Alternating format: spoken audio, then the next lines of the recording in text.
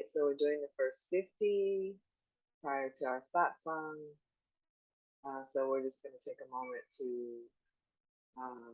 invite spirit into our hearts, into the room. And whenever you feel to, or I feel to, then we can just begin.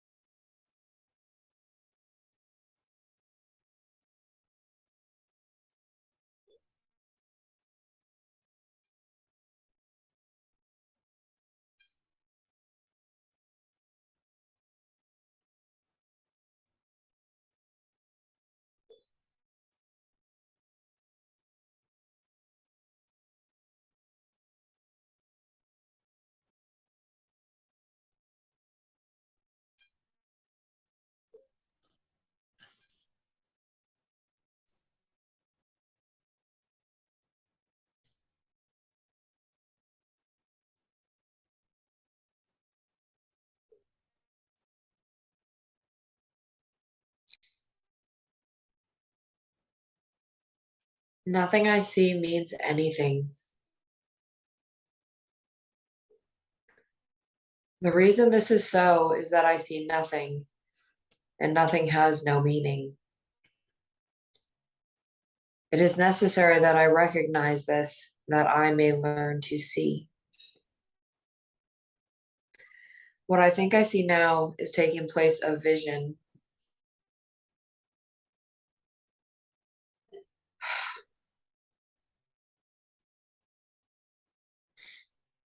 I must let it go by realizing it has no meaning, so that vision may take its place.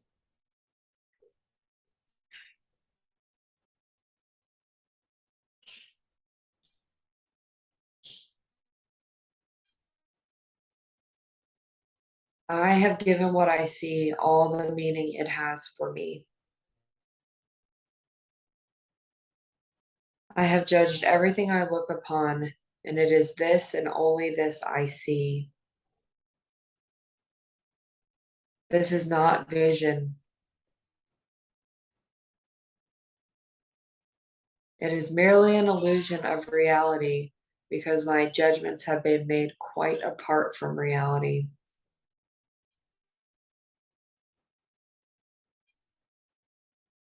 I am willing to recognize the lack of validity in my judgments because I want to see.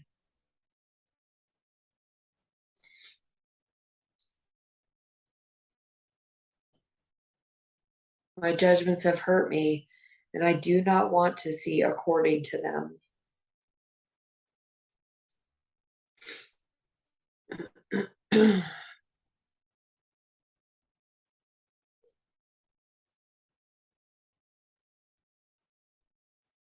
I do not understand anything I see. How could I understand what I see when I have judged it amiss? What I see is the projection of my own errors of thought. I do not understand what I see because it is not understandable.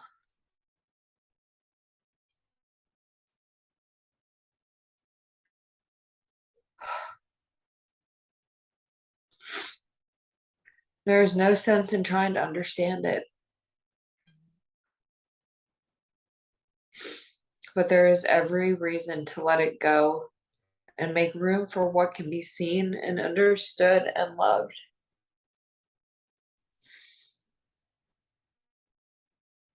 I can exchange what I see now for this merely by being willing to do so.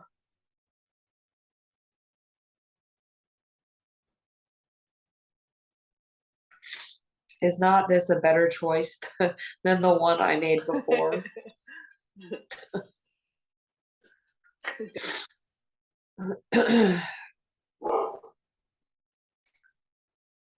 These thoughts do not mean anything. These thoughts do not mean anything. The thoughts of which I am aware do not mean anything because I'm trying to think without God.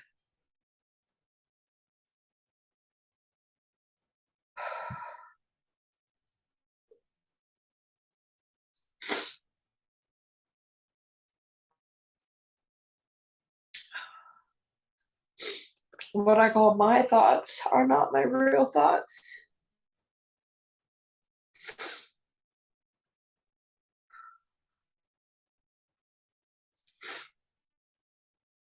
My real thoughts are the thoughts I think with God.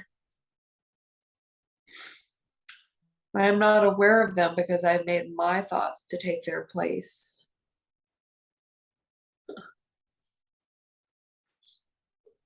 I am willing to recognize that my thoughts do not mean anything and to let them go.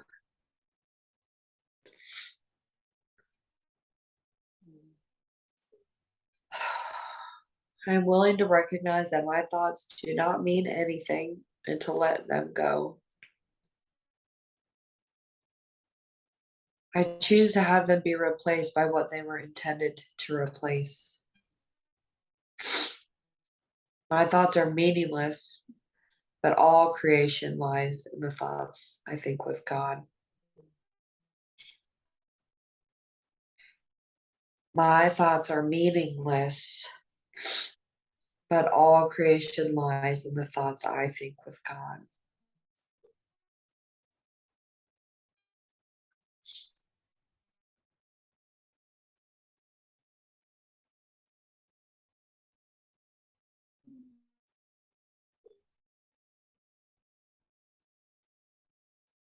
I am never upset for the reason I think.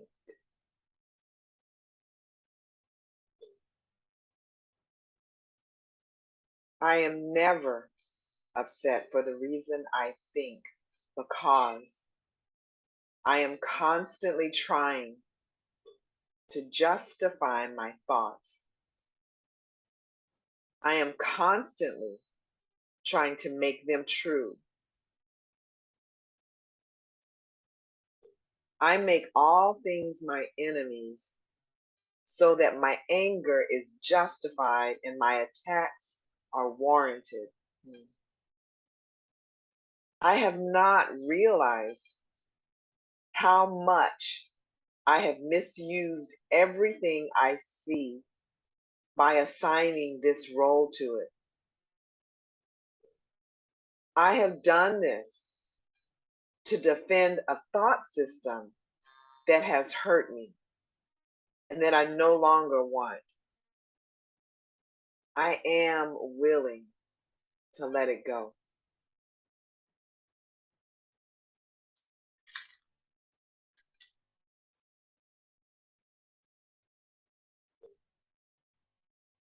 I am upset because I see what is not there. Reality is never frightening. It is impossible that it could upset me. Reality brings only perfect peace. When I am upset, It is always because I have replaced reality with illusions I made up. The illusions are upsetting because I have given them reality and thus regard reality as an illusion.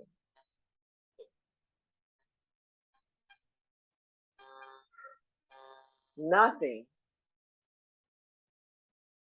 in God's creation is affected in any way by this confusion of mind. I am always upset by nothing.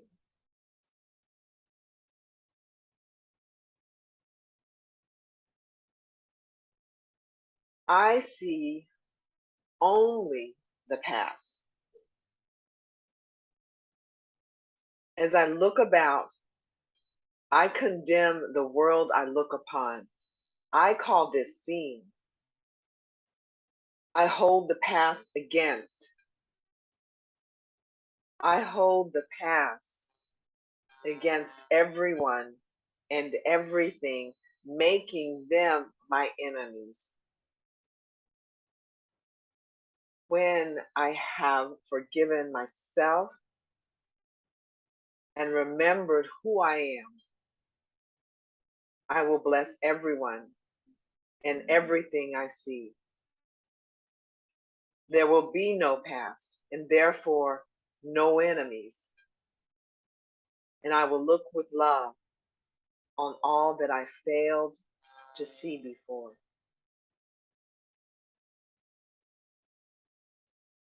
My mind is preoccupied with past thoughts.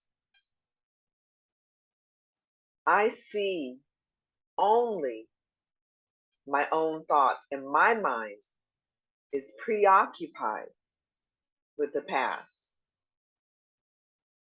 What then can I see as it is?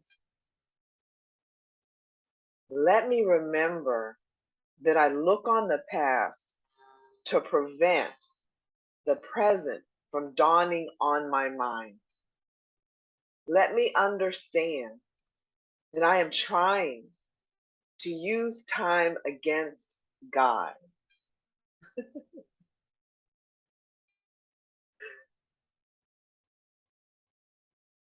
Let me learn to give the past away, realizing that in so doing, I am giving up nothing.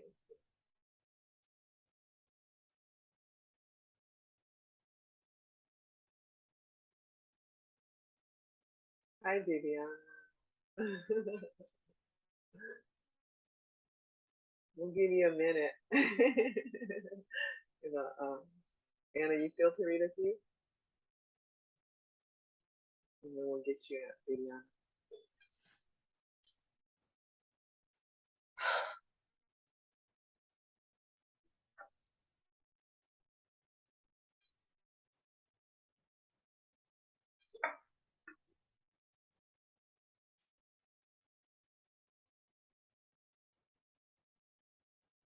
I see nothing as it is now. If I see nothing as it is now, it could be truly said that I see nothing. I can see only what is now. The choice is not whether to see the past or the present. The choice is merely whether to see or not. What I have chosen to see has cost me vision.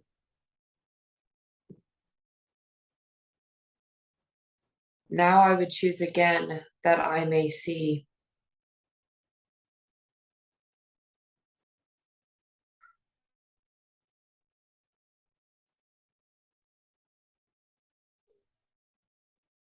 My thoughts do not mean anything. I have no private thoughts. Yet it is only private thoughts of which I am aware. What can these thoughts mean? They do not exist, and so they mean nothing.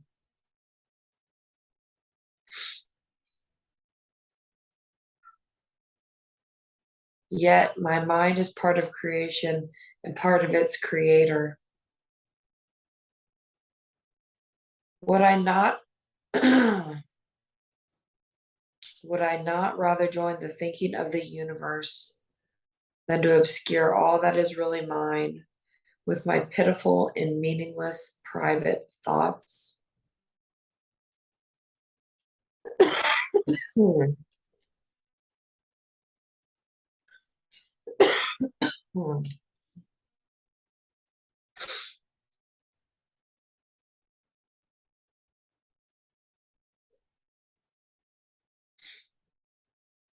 My meaningless thoughts are showing me a meaningless world. Since the thoughts of which I am aware do not mean anything, the world that pictures them can have no meaning.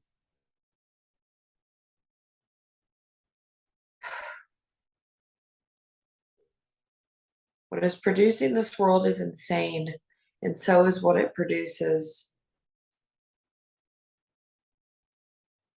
Reality is not insane, and I have real thoughts as well as insane ones. I can therefore see a real world if I look to my real thoughts as my guide for seeing.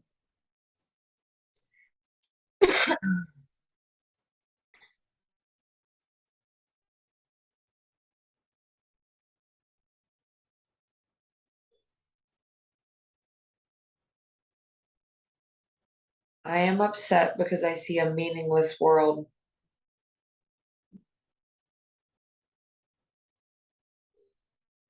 Insane thoughts are upsetting.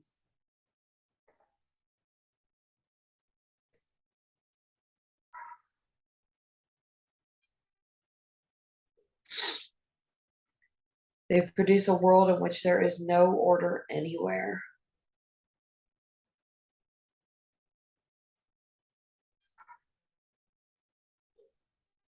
Only chaos rules a world that represents chaotic thinking, and chaos has no laws. I cannot live in peace in such a world.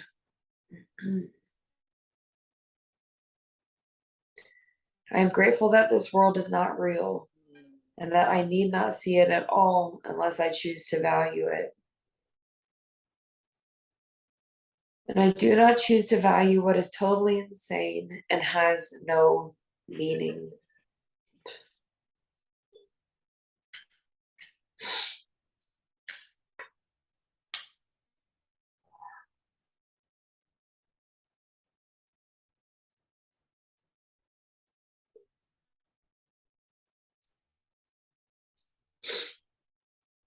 A meaningless world engenders fear.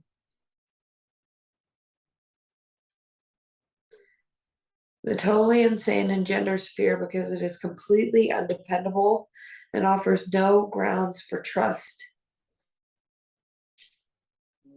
Nothing in madness is dependable. It holds out no safety and no hope.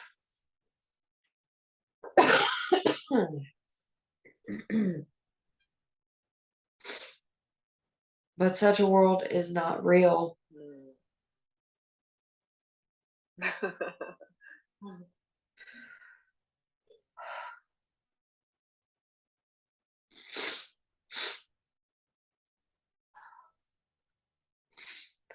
I have given it the illusion of reality and have suffered from my belief in it.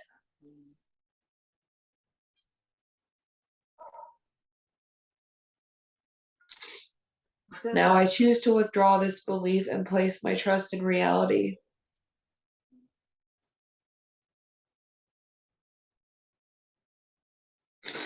In choosing this, I will escape all the effects of the world of fear because I am acknowledging that it does not exist.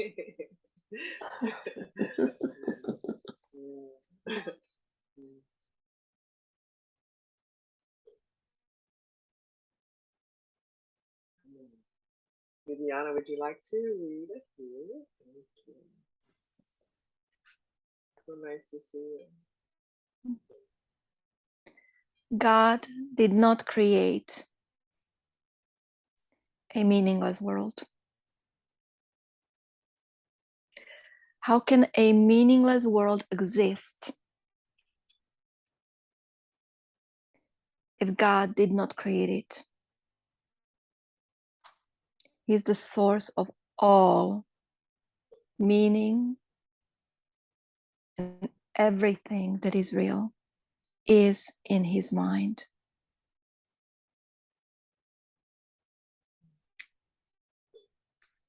It is in my mind too, because he created it with me.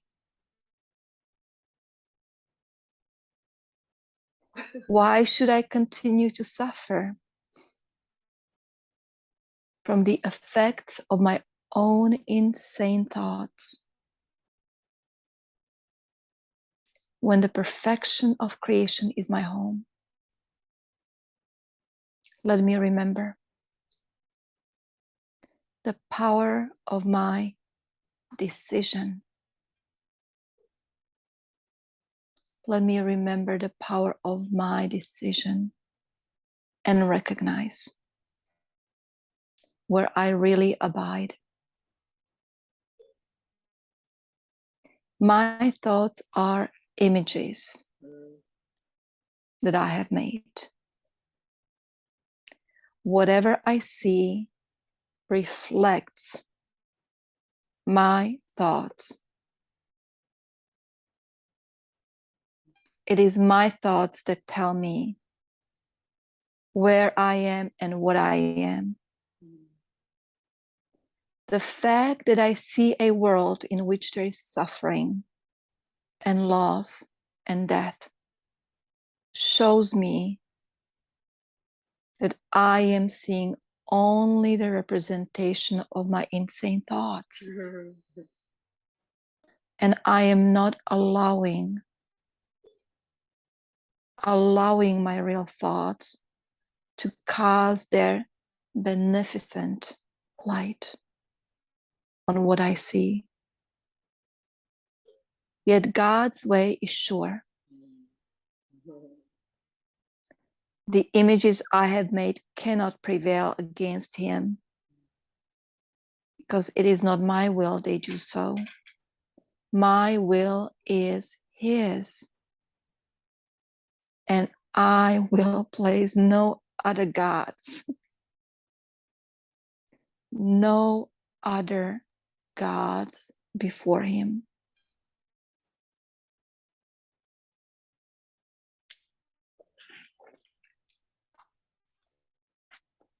I have no neutral thoughts.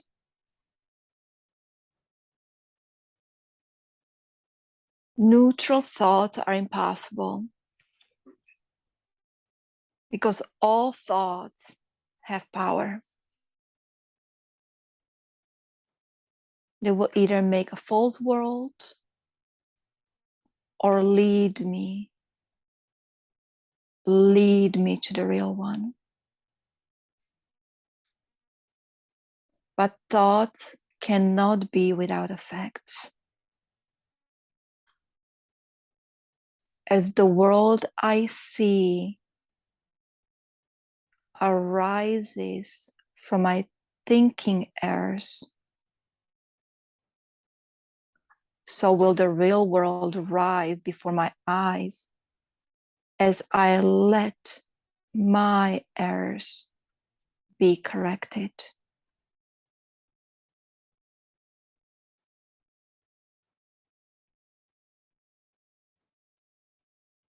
The real world rise before my eyes as I let my errors be corrected. My thoughts cannot be neither true nor false. They must be one or the other. What I see shows me which they are.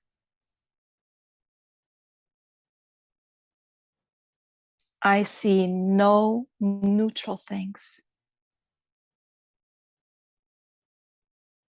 what I see witnesses to what I think.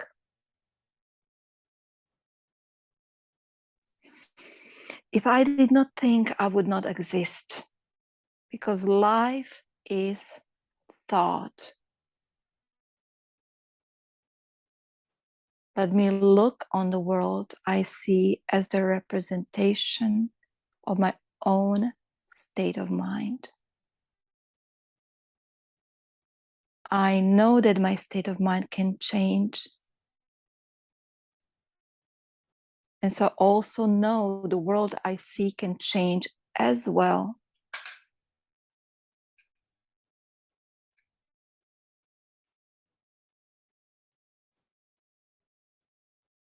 I am not alone in experiencing the effects of my seeing.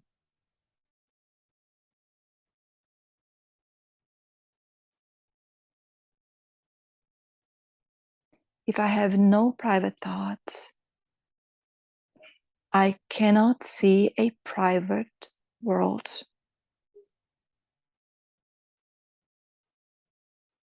Even the mad idea of separation had to be shared before it could form the basis of the world I see. Yet that sharing was a sharing of nothing. I can also call upon my real thoughts, which share everything with everyone. My real thoughts, which share everything with everyone. As my thoughts of separation call to the separation thoughts of others. So my real thoughts awaken the real thoughts in them. And the world my real thoughts show me will dawn on their sight as well as mine.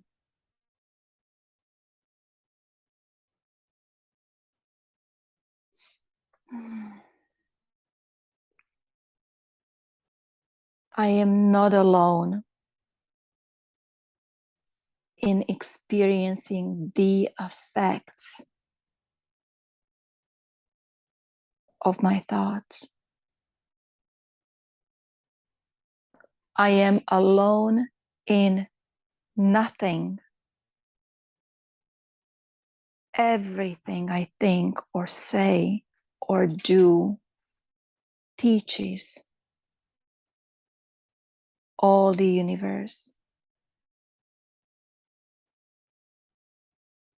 A son of God cannot think or speak or act in vain. He cannot be alone in anything.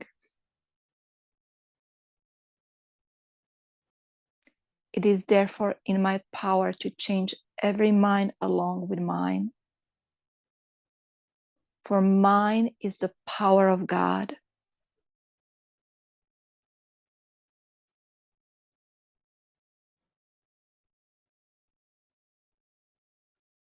I am determined to see. Recognizing the shared nature of my thoughts, I am determined to see. I would look upon the witnesses that show me the thinking of the world has been changed. I would behold the proof that what has been done through me has enabled love to replace fear, laughter to replace tears, and abundance to replace loss. I would look upon the real world and let it teach me. And let it teach me that my will and the will of God are one.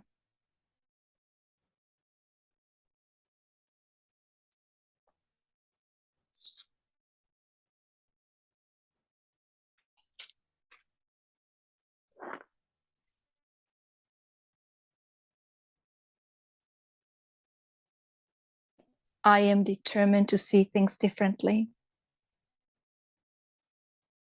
What I see now are but signs of disease, disaster, and death. This cannot be what God created for his beloved Son. The very fact that I see such things is proof that I do not understand God. Therefore, I also do not understand his Son. What I see tells me that I do not know who I am.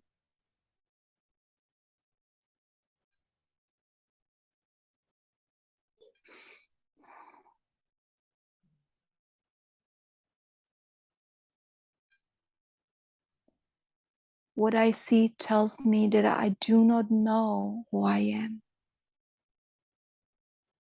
I am determined to see the witnesses to the truth in me, rather than those which show me an illusion of myself.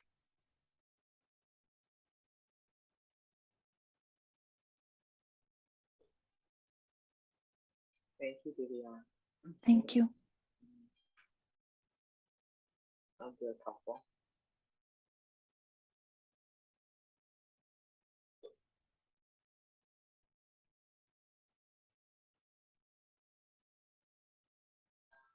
What I see is a form of vengeance.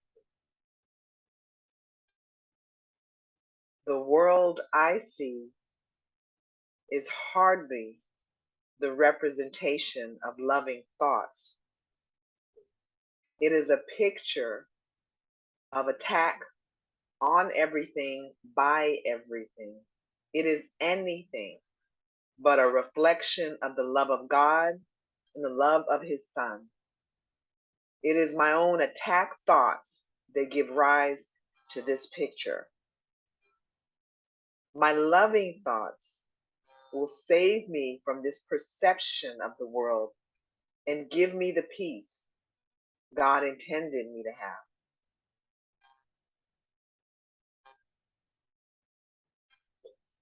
I can escape from this world by giving up attack thoughts. Herein lies salvation and nowhere else. Without attack thoughts, I could not see a world of attack. As forgiveness allows love to return to my awareness, I will see a world of peace and safety and joy. And it is this I choose to see in place of what I look on now.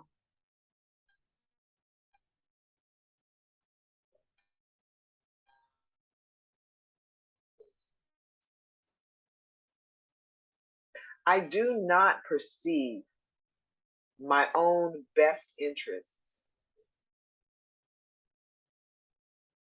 How could I recognize my own best interests when I do not know who I am? What I think are my best interests would merely bind me closer to the world of illusions. I am willing to follow the guide God has given me to find out what my own best interests are, recognizing that I cannot perceive them by myself. We'll do one more.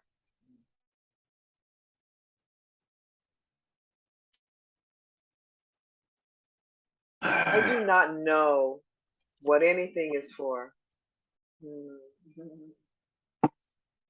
To me,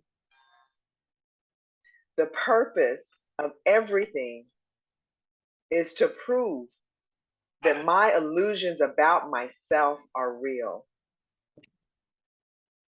It is for this purpose that I attempt to use everyone and everything. It is for this that I believe the world is for. Battery 100%. Connected to VSKTOP. Therefore, I do not recognize its real purpose. The purpose I have given the world has led to a frightening picture of it. I'm going to mute you. The purpose I have given the world has led to a frightening picture of it.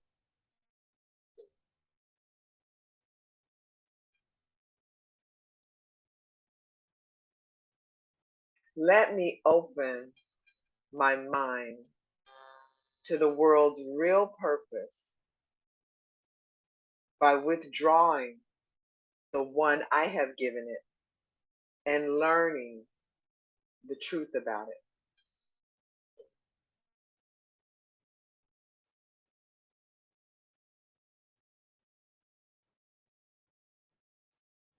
Hey, brother, sorry I had to mute you.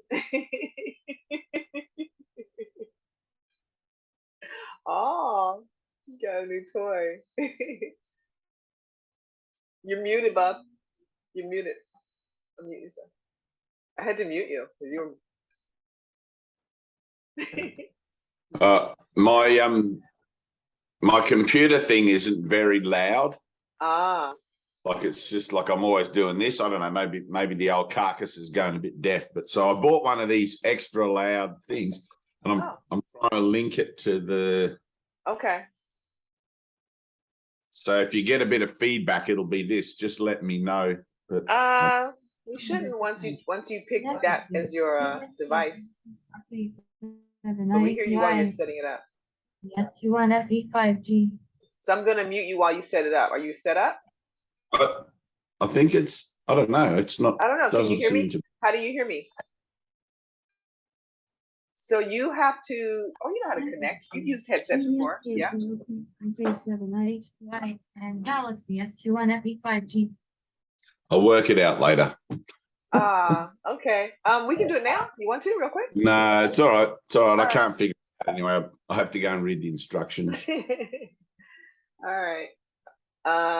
Okay. You don't want to now. All right. On filter read.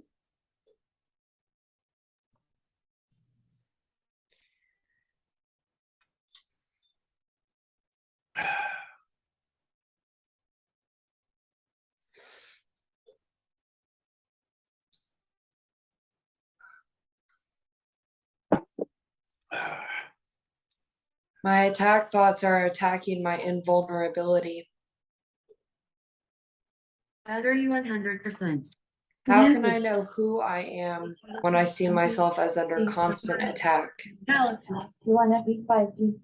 Pain, illness, loss, age, and death seem to threaten me.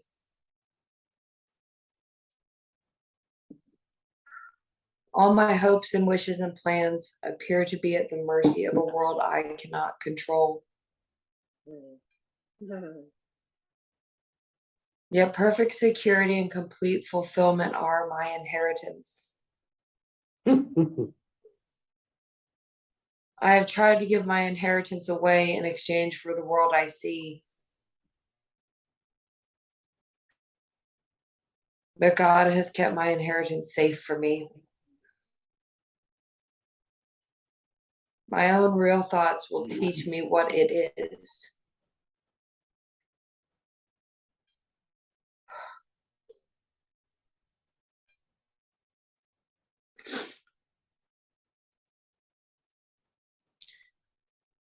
Above all else, I want to see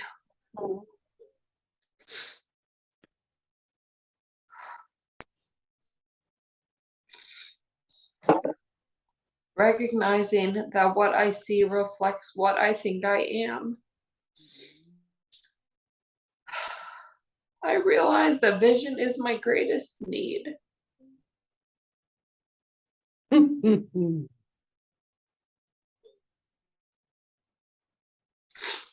world I see attests to the fearful nature of the self-image I have made. If I would remember who I am, it is essential that I let this image of myself go.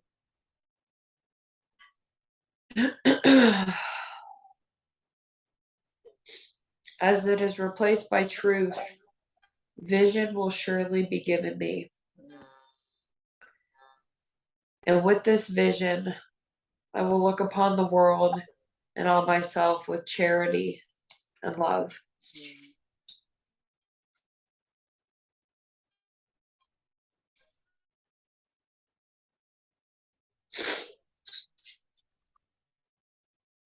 Above all else, I want to see differently. The world I see holds my fearful self-image in place and guarantees its continuance.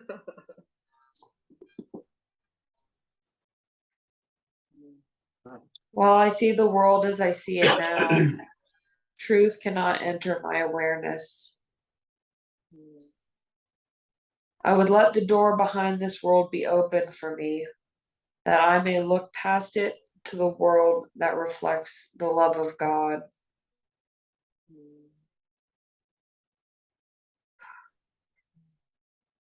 Do the next one.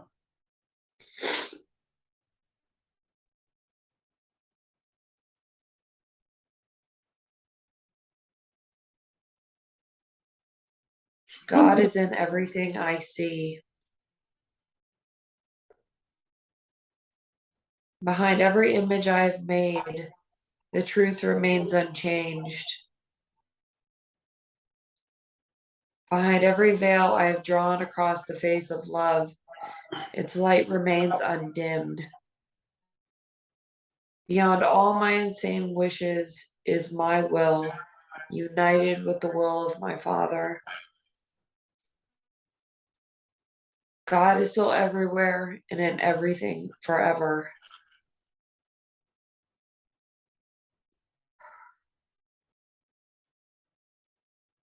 God is still everywhere and in everything forever.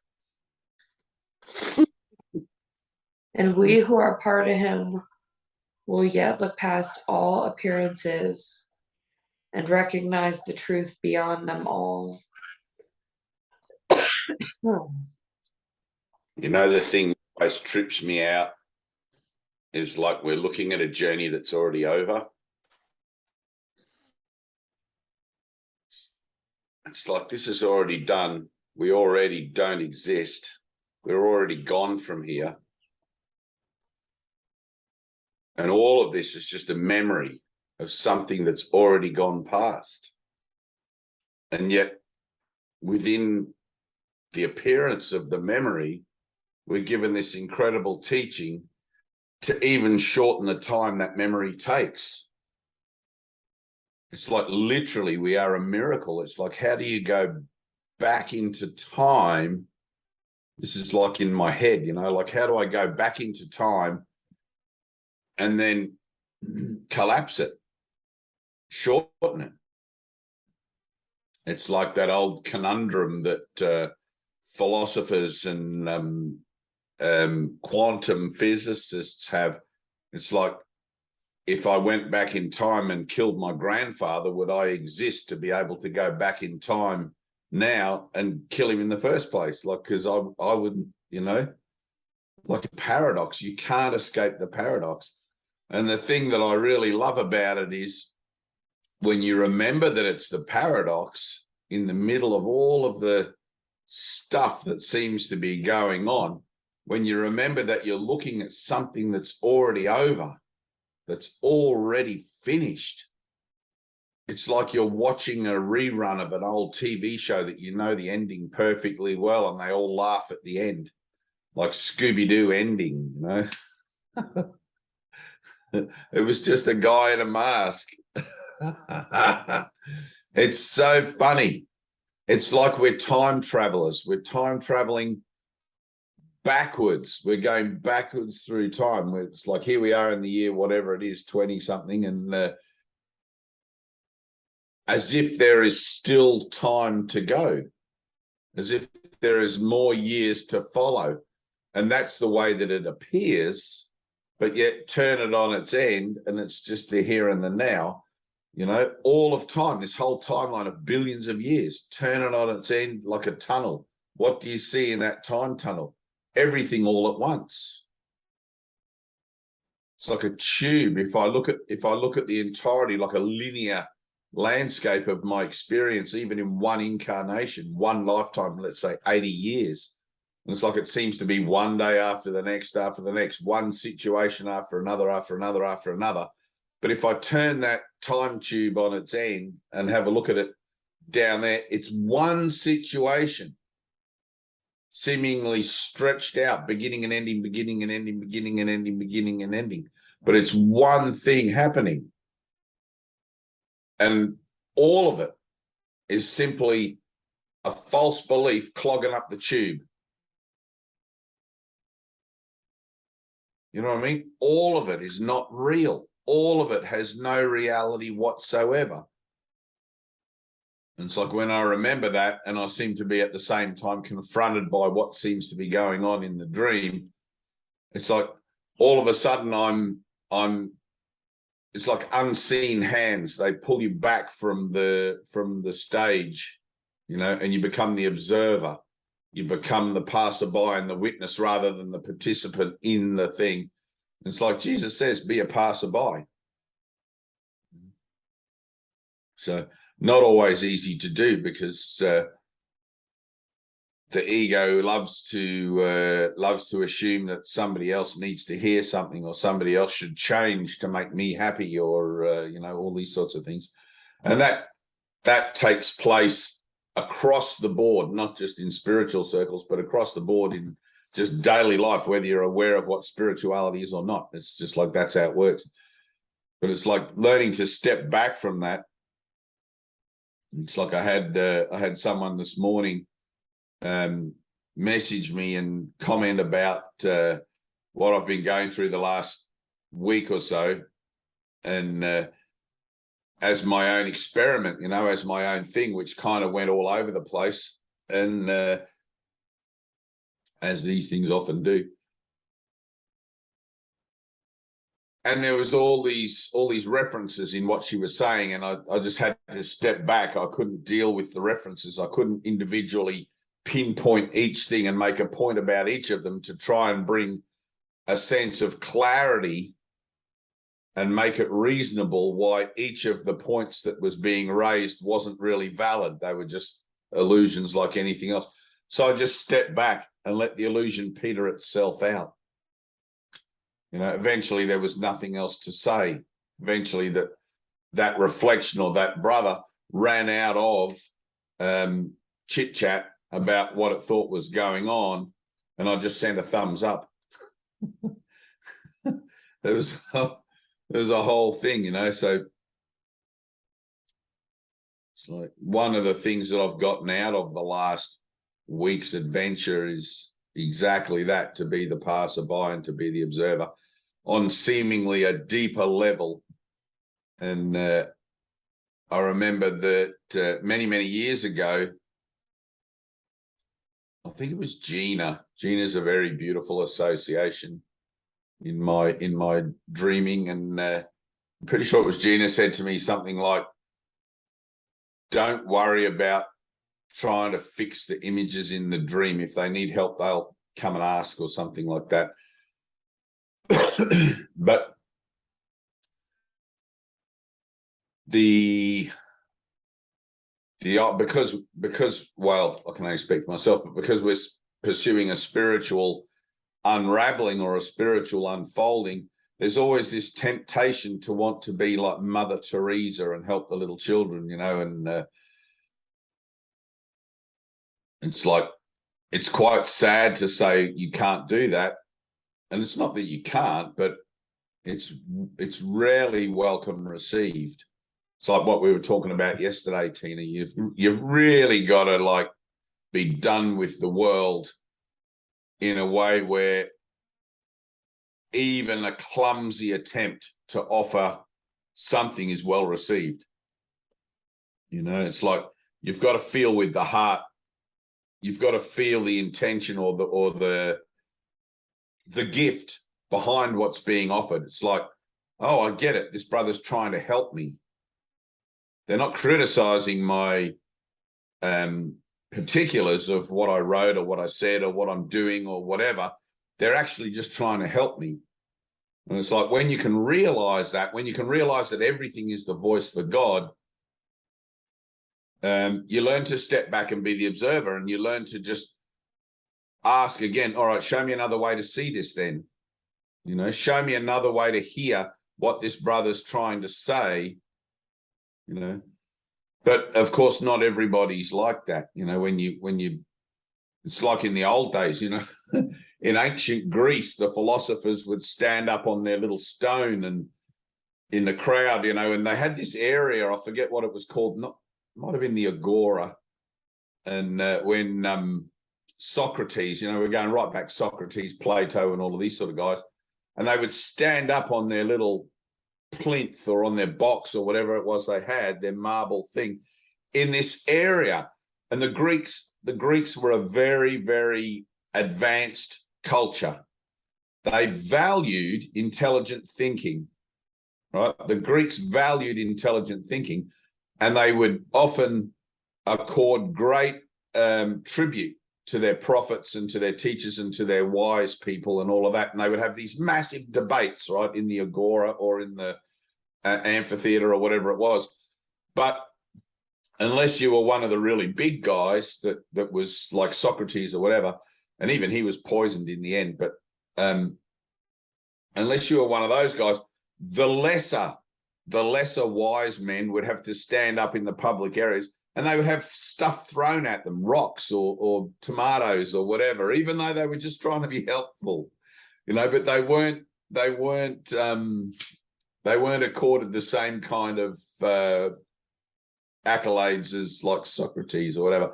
And eventually Socrates pissed off so many people with his truth speaking that they formed an association against him and poisoned him off. But, you know, a bit of hemlock. It's an honourable way to go.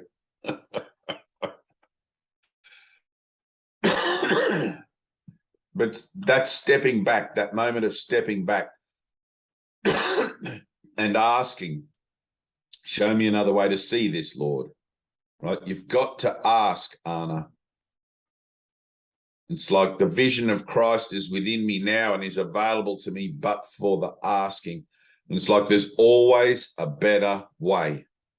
There's always a better way. If I can remember, right? Remembering to do it is the hard part, which is why you need mind training. If I can remember to step back from what I think as, let's say, offering helpful criticism or making a judgment for or against, spiritual or otherwise, then I can be guided by one who knows all the parameters of the situation rather than making a decision about it from within my limited perspective. Right? And sometimes it's a little bit boggling what you kind of hear or what you get a sense of. Sometimes I'll be writing on Facebook or writing to people or people be replying and things like that. And you want to say something, but it's like, I don't know how this is going to be received. I don't know where this, if I say something, where's it going to go? I'll just check with my Father what I should say, right? And you step back and then all of a sudden, what it is that you are going to say, you'll often find it changes completely. All of a sudden, you'll get an inclination or an idea about what it was you were going to say, and you'll be like, oh, no, I'll say this instead. Right? And it seems to be sometimes quite often a radical change of perspective, a radical change of what you want to offer. Oh, there's Barry. Morning, Barry. Is it morning over there or is it evening? I forget what's going on in England. It's the evening. The evening, lovely. Welcome. Apologies, I'm late. No, you're right on time, exactly. So being the observer or being the passerby, I guess that's like in this world, you can't be any more detached in a sense than that. But at the same time, I don't want to use being a passerby as a deliberate way to detach myself from things that are upsetting me. Does that make sense? And there's a moment of personal honesty there where you have to decide for yourself, well, am I really upset by this, or am I just trying to be aloof or be a passerby or whatever? And the general rule of thumb for me is always, well, if I have to stop and consider it, it's better to err on the side of mistake than to just assume that I'm doing it right. You know, I mean, what can it hurt? What possibly can it hurt to take a look at anything again, right? To choose again and to have a fresh look at it with unbiased eyes. It can't hurt. So may as well do it. It may be humbling. It may be one of those moments where you go, oh my God, I've got to go down the rabbit hole again. I've got to go and look at this more honestly and see what it is I've really been doing here and all these sorts of things. And there's a moment of dread, but then remember that the Holy Spirit goes with you. And that's what we signed up for anyway, this moment of dread, this moment of disparity or whatever you want to call it. And it's like, oh man, there's another thing I've got to look at and another thing I've got to look at. And it's like, it's all good because when you look at these things, on the other side of the looking, there's another little shift in consciousness. It's all right. Well, let me make this correction in my thinking and in my perception according to the guidance that I'm given. Right? When you can accept the guidance you're given is for your own good and the greater good, what's the problem?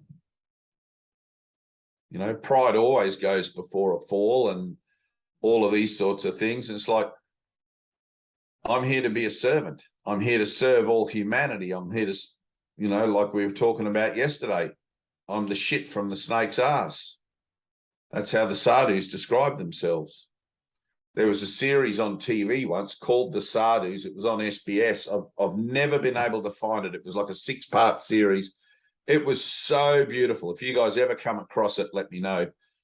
There is a series or there is a show called The Sadhus on somewhere that you can quite easily find, but that's not the one. There's another one. It was an independent sort of thing. And they were talking with this guy, and you know, the sadhus have the hair all dreadlock and they put the bindi and the different markings for what deity they follow and everything. And he's got his staff of Shiva and all of that. And the guy was just so humble. He wasn't even trying to be humble. Every word that came from his mouth came from the place of being in servitude. It came from the place of, how can I be helpful? You know, and that's the place you come from. I'm here to be helpful. And you come from that place knowing full well nobody's asking for help unless they are, but nobody's asking for help in a general sense, but those that will be sent to you are. Right, so Jesus says, I will send those to you who can hear this, who are ready to hear it and all that sort of thing. So casting your pearls before swine is pointless, as I recently learned. And it always comes back in your face, you know, it just comes back in your face and you just have to leave, you know. The mistake that I make or made is just assuming that because I think I'm a teacher and a healer and a student and a learner and all of these things together, that everybody else who talks about A Course in Miracles is the same thing. And it's like, no, none of those things are true. There's only my brother in Christ.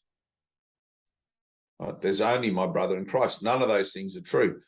And some of the higher learning of the course is to look beyond even the teachings of the course, right? Forget this course. It's like, I use the course to help me see the Christ in my brother, not another opportunity to teach and learn.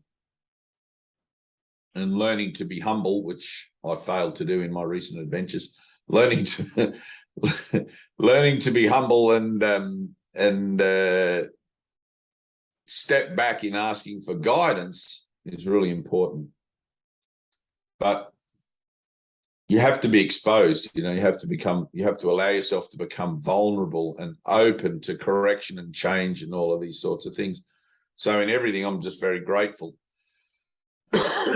Grateful for the opportunity through the rejection of it or through the acceptance of it. Either way, it doesn't really matter. When you learn to see that your journey is encapsulated in every encounter, you can be grateful for it regardless of how it appears. There's not a moment that goes by that is not useful or is not helpful. You just have to know how to see it, or you have to be willing to learn how to see it if you don't already know. Seeing that something is not helpful, right, which is seen from the reversal, seeing that something is not helpful is just as helpful as seeing that it is actually helpful to you, right? So you've got this journey which is pointing in one direction, and then seeing that things are pointing in the other direction is just as helpful, because it helps you to remember that, hang on a minute, no, I'm not going in that direction. I need to remember to go in that direction, right? You remember better through forgetting, which is what the reversal of it is. In the moment that I find that I've forgotten that my purpose is to join with my brother in mind, then I'm automatically remembering my purpose. It's like when you do your lessons. In the moment that I remember that I've forgotten to do my lesson today, I'm actually remembering that I need to do my lesson today. So even the forgetting is helpful, right? Even in the reversal of what my purpose is or seems to show up as is helpful to me, because everything, when I truly align with my purpose, is reminding me about it from one side of the coin or the other. Does that make sense? Yeah. The forgetting is just as helpful as the remembering. But if you're forgetting without recognizing your purpose, then you're just going to forget. You'll be walking around in circles again going, what the hell's going on here? Why am I... Help me, Lord. Be down on your knees. Help me, Lord. Good.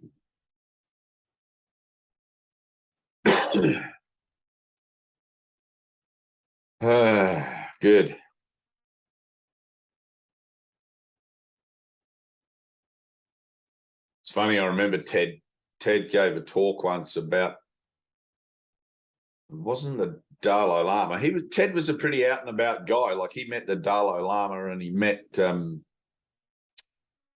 Ken and Bill and all those guys. He was like really out there to all that sort of stuff. And I remember he gave a talk once about him and somebody else. It was another teacher anyway, another awakened mind and whatever. But they were together in this room for a conference or something. This is like years and years ago. I forget the thing. And he's like, we didn't have anything to say to each other. That was what he like. What do two enlightened minds talk about? They don't. There's nothing to say. You just sort of like, you're in the knowing, you're in this knowledge. And there's just that openness between you in the recognition that there is no world, or that there's nothing that needs to be said, where the mind can join, and you just reach out and you join in the joy of that, and you join in the willingness to be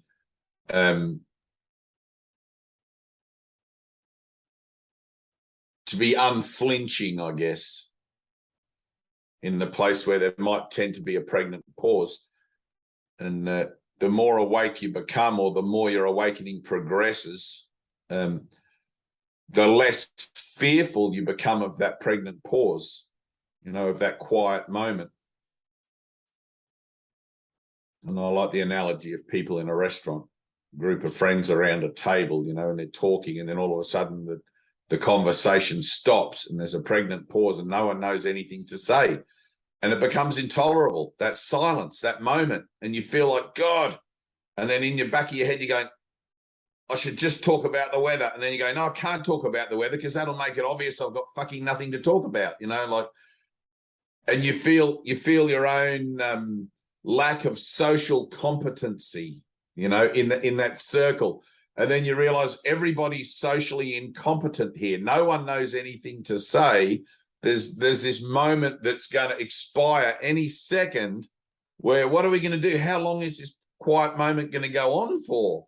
You know, and it becomes intense, and you want to get up and go to the toilet just so you can avoid when the next, because everybody's in dread of who's going to say something, and is it actually going to be anything worth saying that destroys the silence, you know, or you're going to talk about something from the past or something that's just a gap filler, you know. It's not real conversation, it's a gap filler. And that's what happens. That's what happens when you join with another brother in light. It's like you both come to a realization of not only the futility of the situation you find yourself in, because everything here ends in death, but the alternative, or the offering of the alternative to that, which is the miracle, right? And you don't know what a miracle is. How the hell do I know what a miracle is? The reason it's a miracle is because I don't know how it happens. I don't know how it works. If I knew how it all worked, it wouldn't be a miracle. That's why we run around going, it's a miracle, it's a miracle. I don't know how this happened, it's a miracle, right? So you get to that quiet place and it's like, all right, I need a miracle. Because here's a void, here's this sort of like socially incompetent, empty space. And it's like, I need something else to happen here. Right? And in that place you join. In that place there's a, you know, if I leave the gap open for the Holy Spirit and invite him in to my empty place, he will come, you know, at my slightest request. And it's always funny what happens. You know, it's always funny what plays out from those situations. Maybe you do talk about the weather, maybe any kind of thing. But it's always that I'm laughing at myself. I'm laughing at my own ideas of thinking that there's anything going on here. You know, this is just a dream. It's a dream that's over. And it's so easy to get caught up in it again and again and again, making it real, making it, giving it a value, and making it something that I think I have to fix, change, comply with, or rebel against, or all of these sorts of things. It's like, no, I need do nothing. I need do nothing. Let me step back. Let me allow that socially empty space to be there and not fill it in with anything. Let me just, you know, and that'll bring up everything. You know, it's like that anxiety and that wanting to actually fill the gap, and you'll see where you do it. It's like, you know, a finger on my nose, but I see where I want to do it all the time. It's like somebody says something and you feel obliged to say something back. What if you don't say something back? What if you just go quiet? What if you just step back, become the observer? Then what? Let me leave that space open and the spirit will fill it, right? Nature abhors a vacuum, Albert Einstein. Nature abhors a vacuum. If I leave the gap open and don't fill it up, whatever expectation or projection there is upon that moment to offer something will be offered by God, offered by the Spirit, not by me who doesn't know nothing, not by me who's got a bunch of textbook learnings and a bunch of funny little analogies about my own mistakes and my own spiritual teachings. You know? Leave it blank. Leave it open. Don't write anything on that slate. Just, how's the weather today? Nada. Nothing. Don't reply. Don't respond. Nothing at all. Allow that emptiness to be cultured and to be nurtured and to be granted a presence in your own awareness. Allow that emptiness to be something sacred, something that you treasure rather than fear. Can you hear that? Usually we're terrified of that empty moment. Usually it brings up all sorts of anxiety and what am I going to say? And I've got to fill the gap here. Otherwise somebody's going to think I'm an idiot. Somebody's going to think something. No one's thinking anything but me. Allow that empty place to be in there, to be in your heart and in your mind. It's like walk the world. It's like I gave Tina an exercise. Did you do the exercise? Oh, you did it. So walk the world. Ted used to say, just walk the world for one day and tell yourself every minute of the day there is no world, and look at everything reflected off the idea that there is no world, and see how your responses to things change. See where it is that you actually step back out of engaging in that meaningless and circular blah, blah, blah, that goes nowhere really. And you know it goes nowhere. How many times you want to talk about the weather as an excuse for conversation? It's no excuse for conversation. Just look out the window. Nice day today, isn't it? Compared to what? Compared to what? There's only now. What other day am I going to compare it to that makes it nice? You know, I would have to start thinking in terms of past and future again to be able to try and reference things that no longer actually exist, that I still want to hang on to as memories to validate the dream in the idea of the experience I find myself in now. That's not what I'm doing. I want to leave the space open so I can get out of the dream of how I find myself to be now and learn something new about myself. I want something whole other than this to happen. I need a miracle. I want to know what I am and where I am forever as spirit. I'm tired of validating the dream. I'm tired of having meaningless conversations that do nothing more than try and reinforce old ideas about time. It's like, no, I'm going to pursue a completely different state of mind, a completely different way of looking at the world. I'm walking down this path where everything's either helping me or not helping me, and seeing that it's not helping me is also helpful.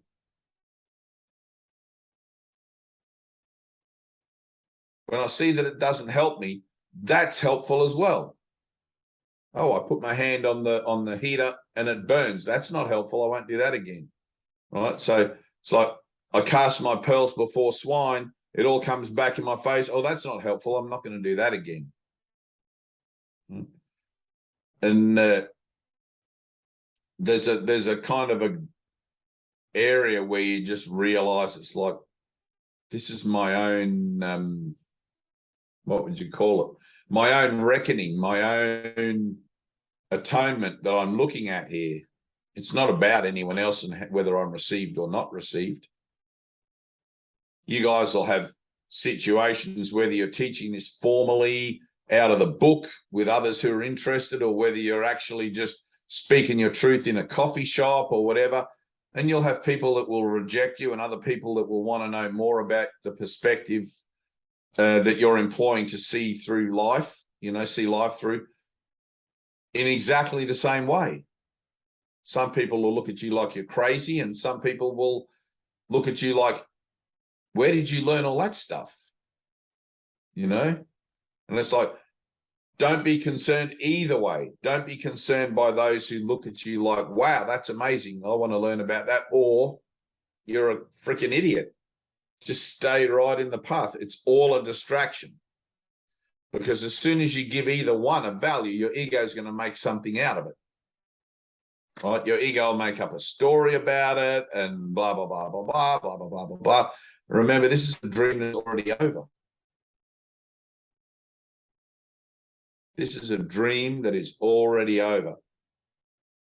I remember towards the end when Ted was sort of done with teaching in New South Wales, and he's like, man, I'm just going to give people the book.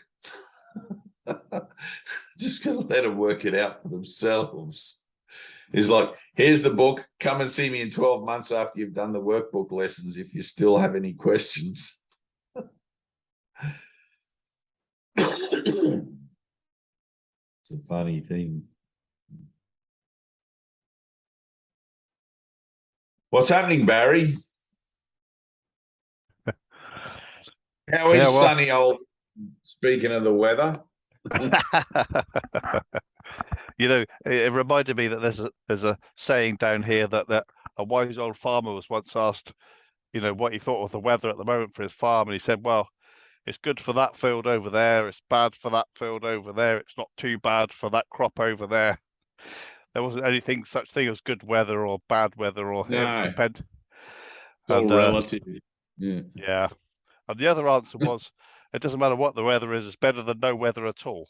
That's another one. Right. Anyway, it just reminded me of those things. Now. You're in a big farming area, aren't you? Yeah. Lovely. It's all a lot of sheep here, a lot of some dairy, cattle. Yeah. What's happening? Funny the area that people live in, I find sometimes. I used to have a book when I was a child that was come over to my house. I think it was, I don't think it was Zeus. It might have been Richard Scarry or one of those guys. And it was people from all around the world come on over to my house, and just seeing how people lived all around the world, different things. Mm. And I remember just as a child getting a sense of great adventure from that book. You know, like an incredible adventure that you could have going around to people's places. And the way that the book was written for children, everybody was always so happy and friendly to receive you in their country and show you their way of living, house, and all these sorts of things. Yeah. It's very, very inspiring to want to undertake a journey. But generally speaking, I've always found that people they do want to be hospitable and show you how they live. Yeah, goodness is the general nature of humanity. It's like trying to get past the corruption of your own doubt about it is is the journey that I am on, or we're on. I am on.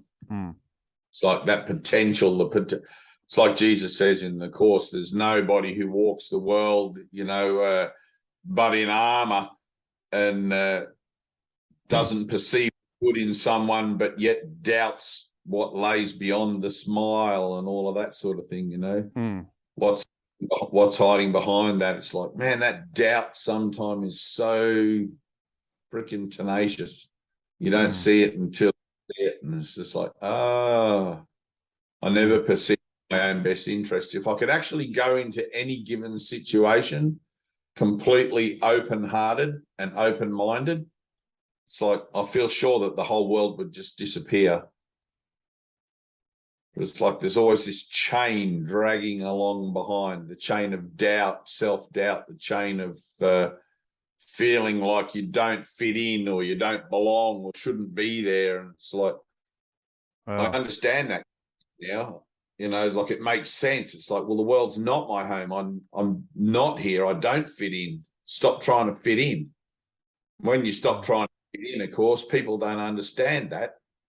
It's like, why don't you want to fit in with our beliefs and our ways and our cultures and our customs? And it's like, well, it's not that I don't want to. It's just like it's not it doesn't resonate with my sense of self, because my sense of self is eternal, and all these traditions and rituals and things are all temporary. They all have beginnings and endings, and they're designed to support something that is not conditional.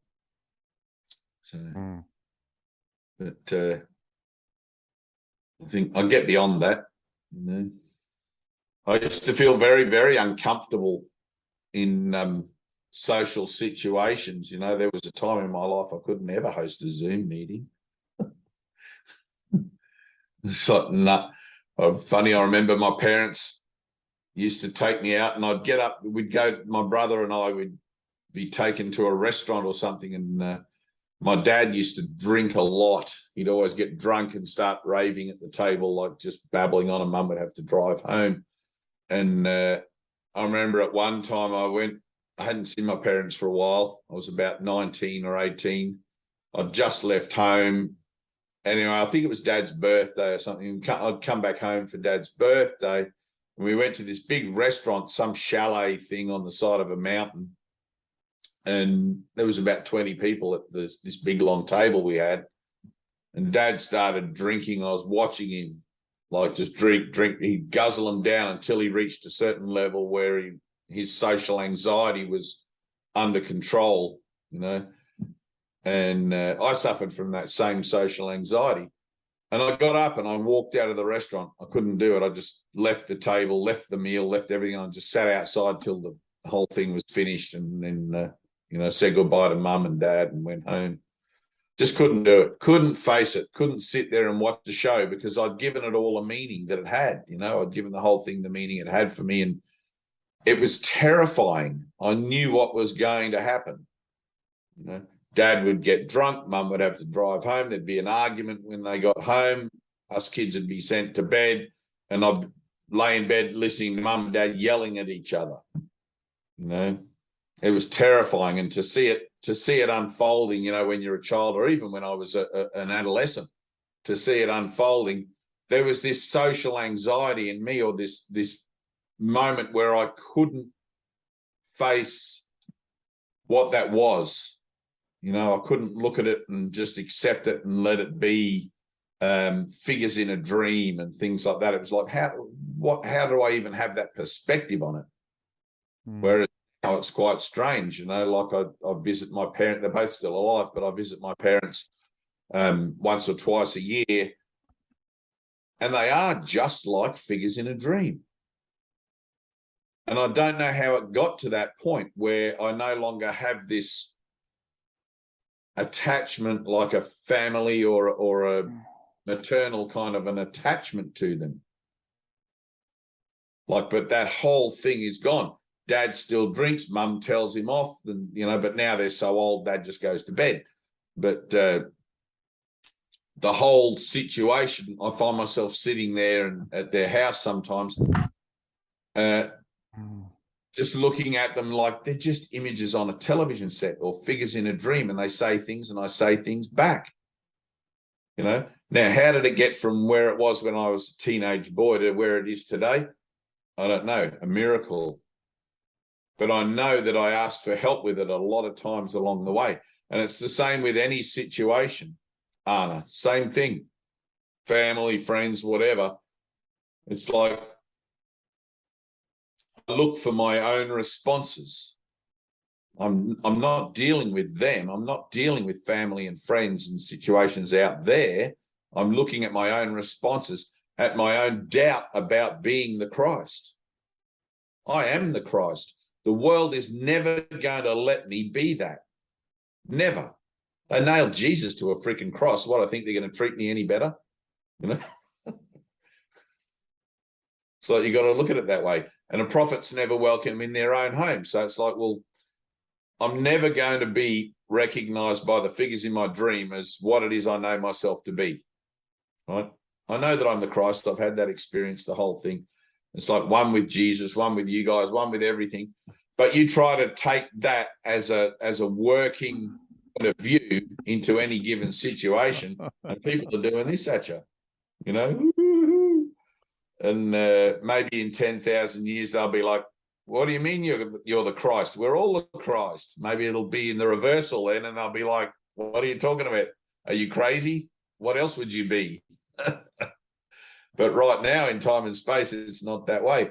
So we have these situations where I'm looking at my own responses, and I have to look honestly, because those responses are useful and helpful to me from the reversal. If somebody's not in the acceptance and the joining and the willingness to be the Christ with me, I have to look at the reversal. It's like, all right, thank you. It's like Jesus says, dust off your sandals and move on. You know, if you walk into a new town and they won't receive you as my disciples, dust off your sandals and move on. It's a tough path to walk sometimes, but you have to. It's the same thing as step back and be the observer. Look at your own responses and at least do the healing there. Am I offended that people are thinking I'm crazy? Am I afraid to stand up and declare myself? Am I afraid to stand up and represent the light, to represent Jesus, to represent these teachings, to represent everything that embodies the truth about me, even through the process of my salvation?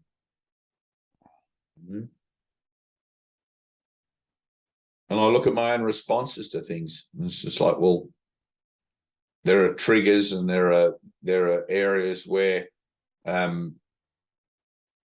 Jesus says, you know, you're here on the planet as part of the effort to improve the record in the journey of the soul, right? So there are areas for improvement. There are obvious areas for improvement. And when you allow yourself to enter into places that are outside of your comfort zones, when you allow yourself to be pushed and prodded and tousled by the winds of fate, it shows you where those areas for improvement are. Does that make sense?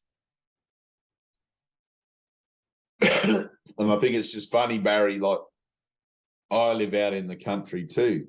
And I know so many spiritual people that run away from the rat race or try to avoid the rat race. And you know, I don't know if this is your situation, but it was definitely my situation. I couldn't stand society. I couldn't stand how ridiculous it was. It's unwritten rules and it's etiquettes and all of these sorts of things. I thought it was all just so superficial. And it's like, whereas inside me, I had an overwhelming connection with my primitive self, with my primal man. I felt drawn to explore that subsistence side of my character, you know, that part where I just wanted to be in nature and carry a club, you know, kind of like that. That was really strong in me to get away from society, but it wasn't society that I was trying to escape. It was all the meaning that I'd given it. And you often find like-minded people in little communities out in the middle of nowhere, away from the rat race, which is, you know, we share this sort of common sense, I suppose.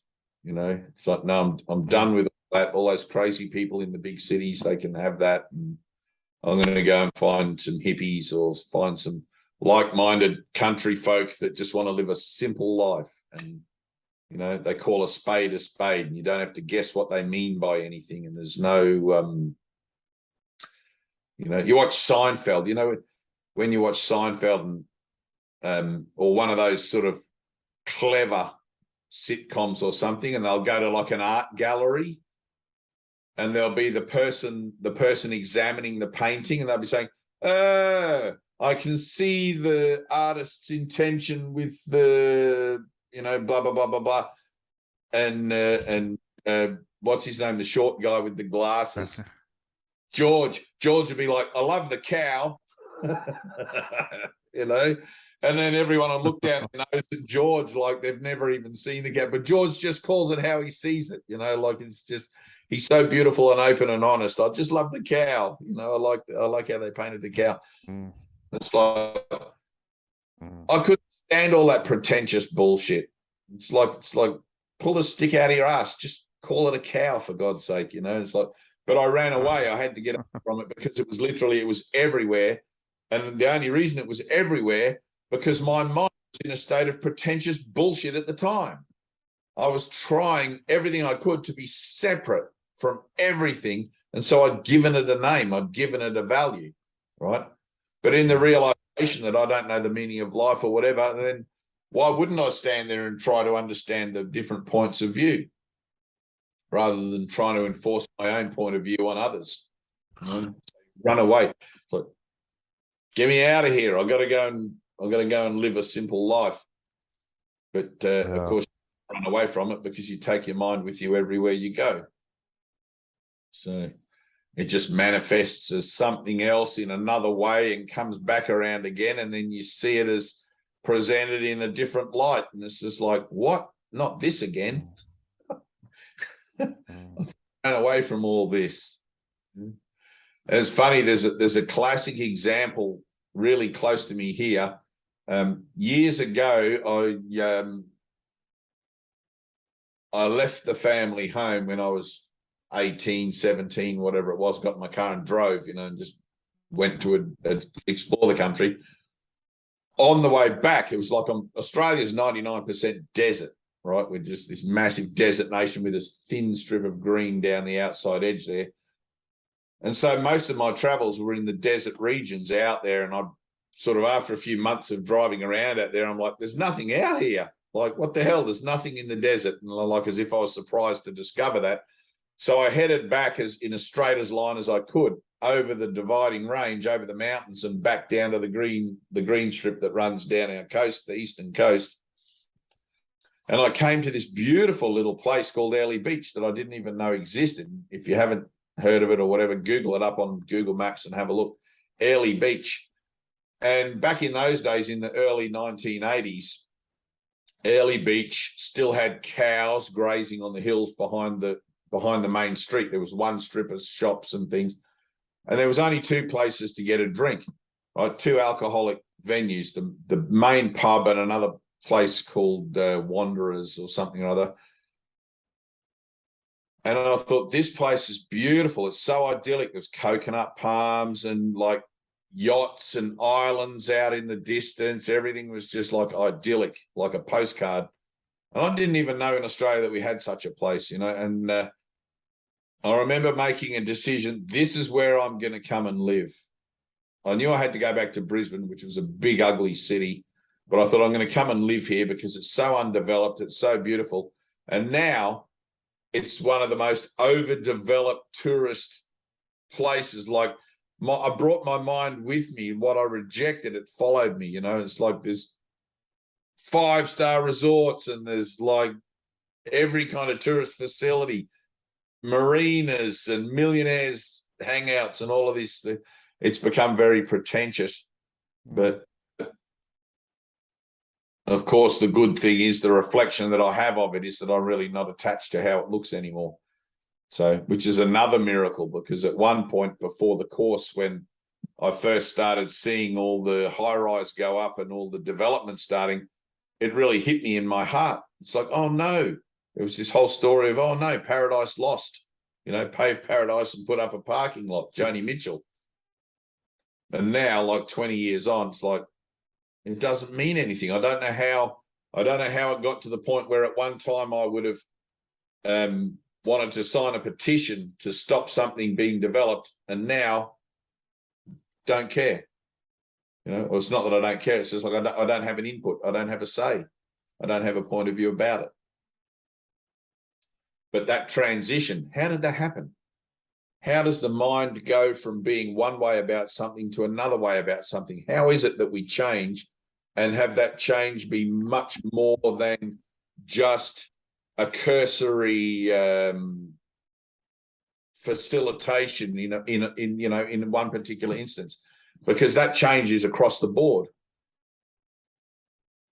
That change in my way of seeing things is like I'm realizing it more and more and more as the years go by. It's across the board. It's everything. The idea of any attachment to the world is just falling away, falling away, falling away. And there's no loss in that occurrence. There's no sense of loss. Whereas at one time, if I had been told I had to give up something, you got to give up sex or you got to give up alcohol, there would have been I would have equated with a sense of loss or a sense of lament about that. And now there's nothing. It's really like the purification is really, really kicking in. It's like there's really this whole being the observer thing, like just stepping back and just seeing it as the dream, as something that is already over. But of course, I don't want to sit on my laurels and out here in my beautiful country estate. It's like sometimes you've got to get out of that comfort zone and go and see where you're really at with things, and see if there's anything else that you need to look at, your own responses to things. And it's always helpful, either from the reversal or from the direct acceptance of it. Reject it or accept it, it's helpful either way. So there's never any real cause for being upset. It's like when you can accept that being rejected is just as useful to you in your own transformation as being accepted is. Why would I be upset about it? I'd only be upset if I thought I was trying to present myself as something other than, universal love, other than unconditional love. How could I possibly be upset if there's no falsity in me? What am I trying to defend? The truth doesn't need any defense.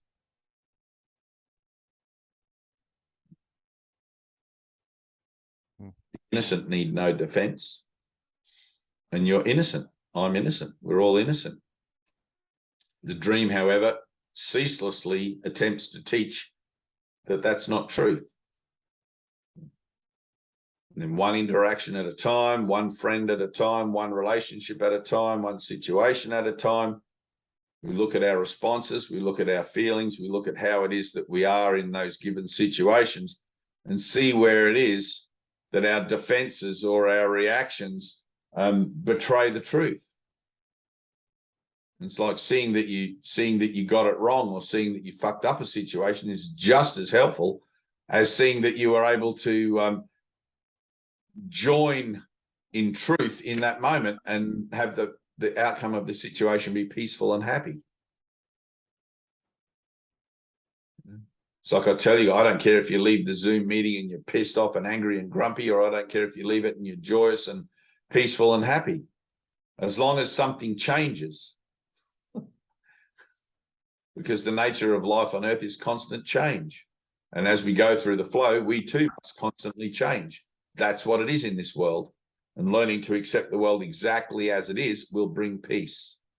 Whilst you're still trying to fight something or change something or question something, there can't be peace. So no, let me be in the world, but not of it. Let me be the observer, the passerby. I'm just here traveling, passing through this very strange experience, this very strange land.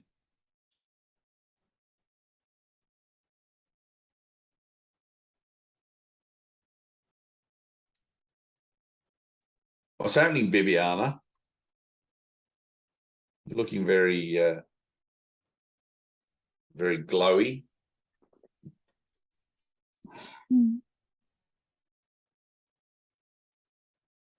A weight been lifted from your shoulders. I'm responsible for what is in my mindset. And the time that I'm giving it and listening to it, that's the way how I create illusion of reality of it. And I'm reminded of it.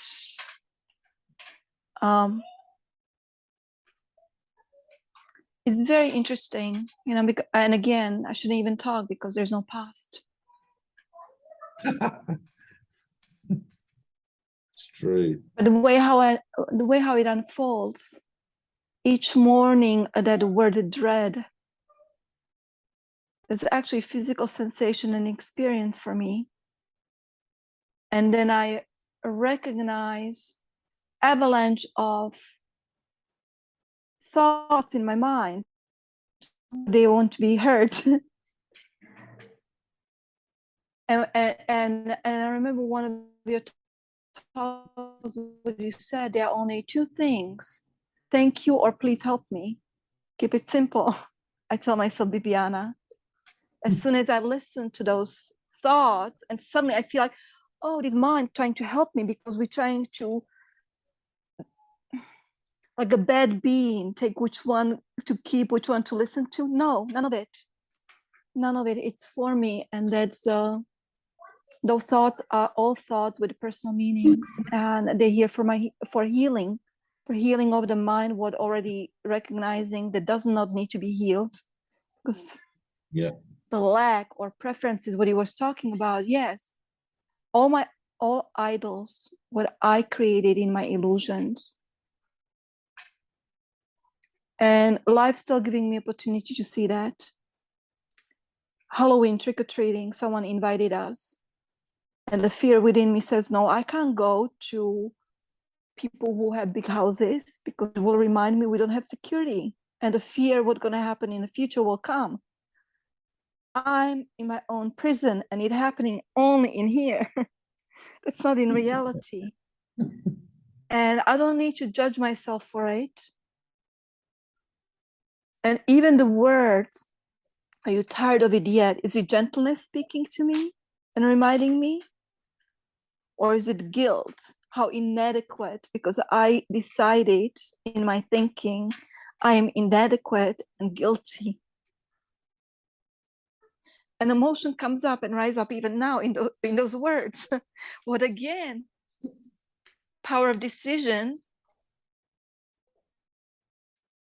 Do they have a meaning?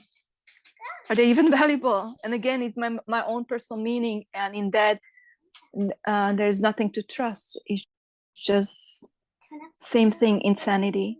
So yes, I am responsible. We've given it all to how God. I see things. Yeah, exactly. Take this, take this, take this. Take this. And even the word reality. I give it so much meaning, saying, oh, but this is real, this is really something what needs to be fixed, understand, or whatever. No, totally upside down. My personal meaning, I call that reality. And then when you say it's already over, this is just replay.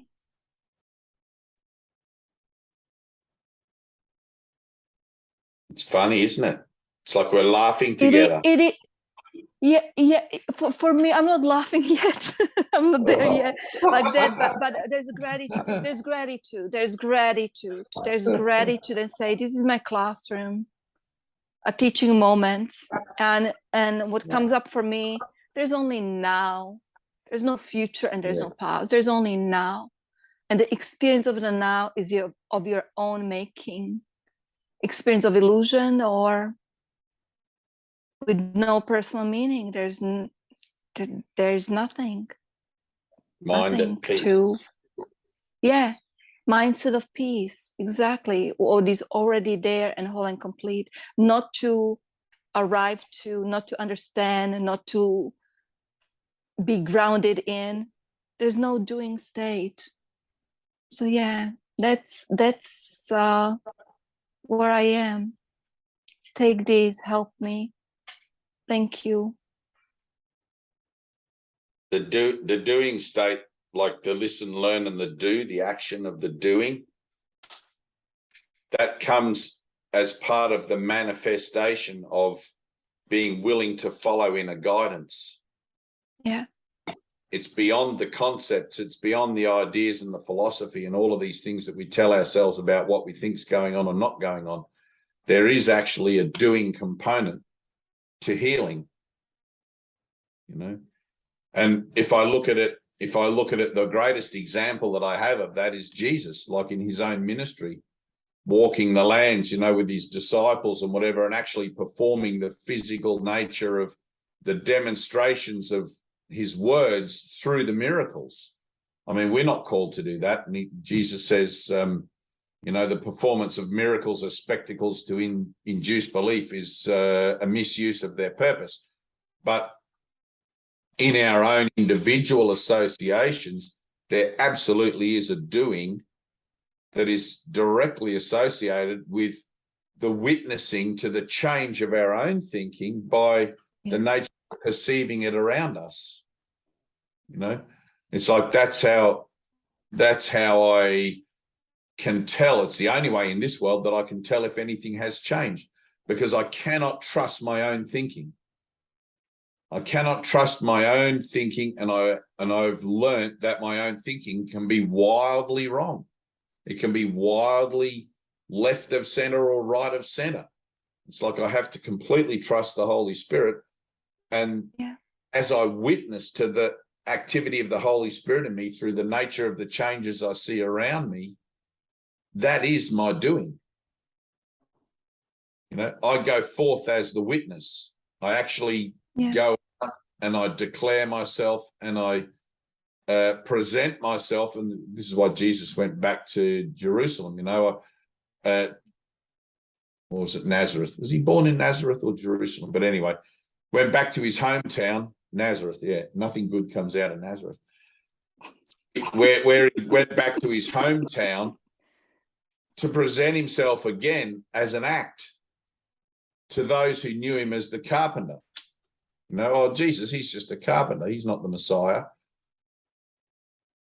But that witnessing, that act and that doing, like listen, learn, and do, it's like you'll be guided in that.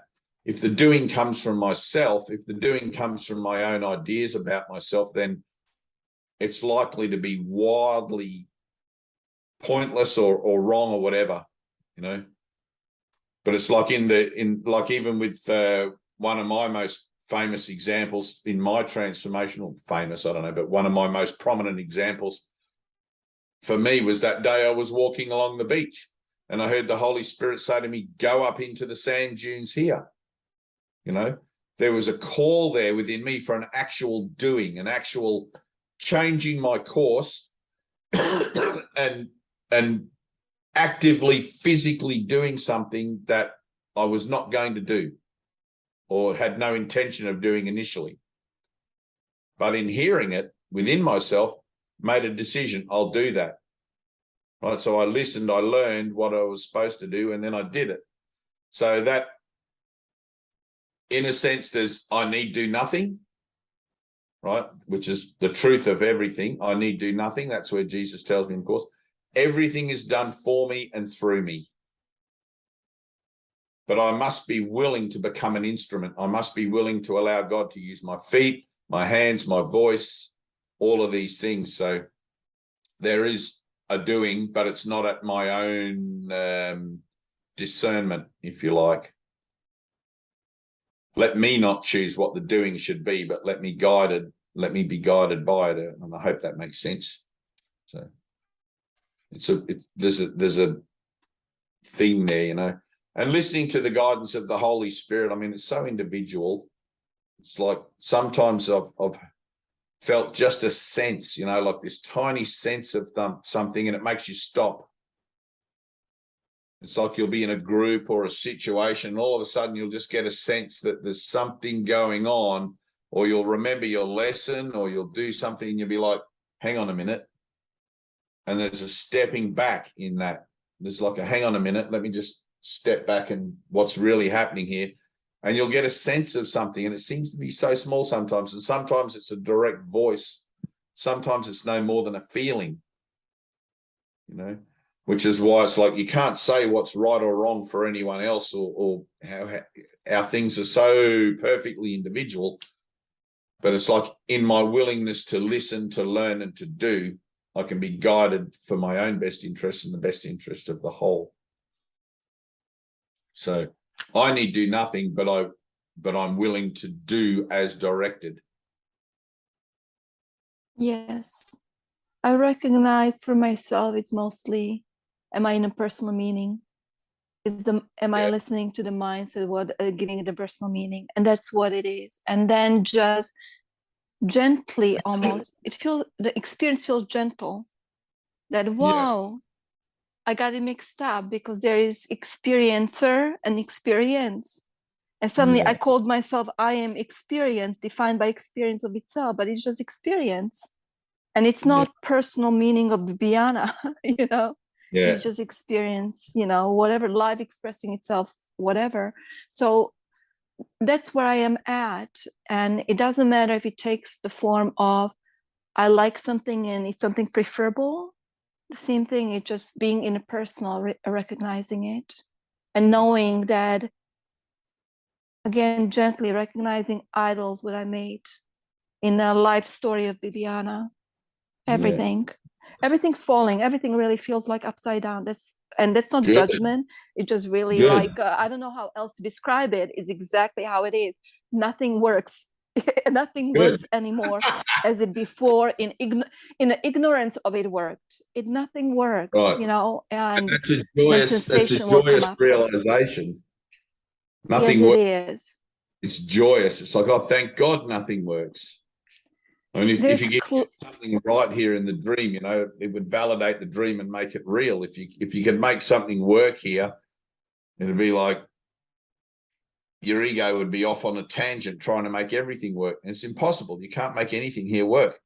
It's like, that's my release. That's my place of gratitude. Yes. I'll stop Release, trying exactly. Idols, I recognize in it gentle, you know.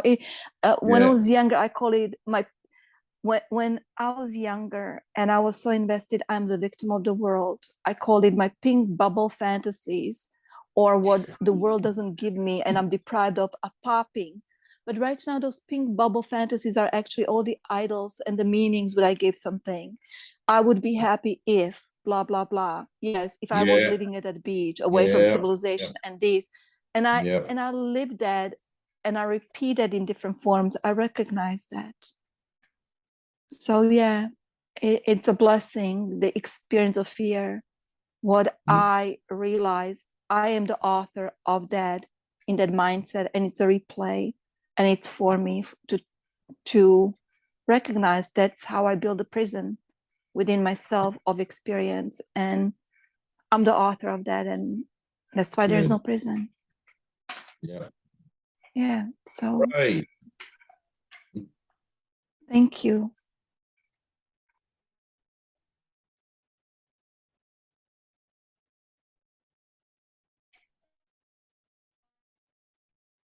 Well, I don't have much else today. I don't know. What do you want to do, Anna? I don't know.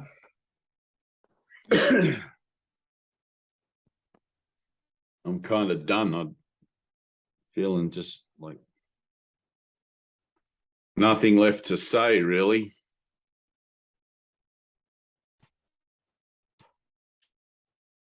Just to be.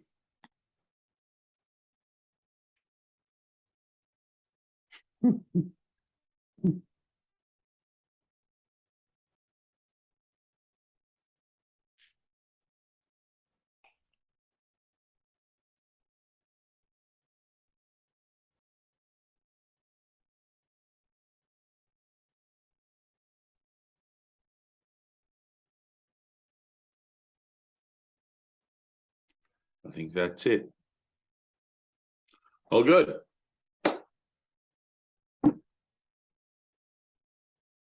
Any questions, Barry? You've got a background filter. That's what it is. So you've got some strange light effect. I apologize. The light's behind. I'm actually lying in bed, and there's a kind of a mirror behind me and a light here. So is that what it is? it's just doing a weird thing, and I've got this flashy shirt on, which is Yes, you do. You're a man's nightmare.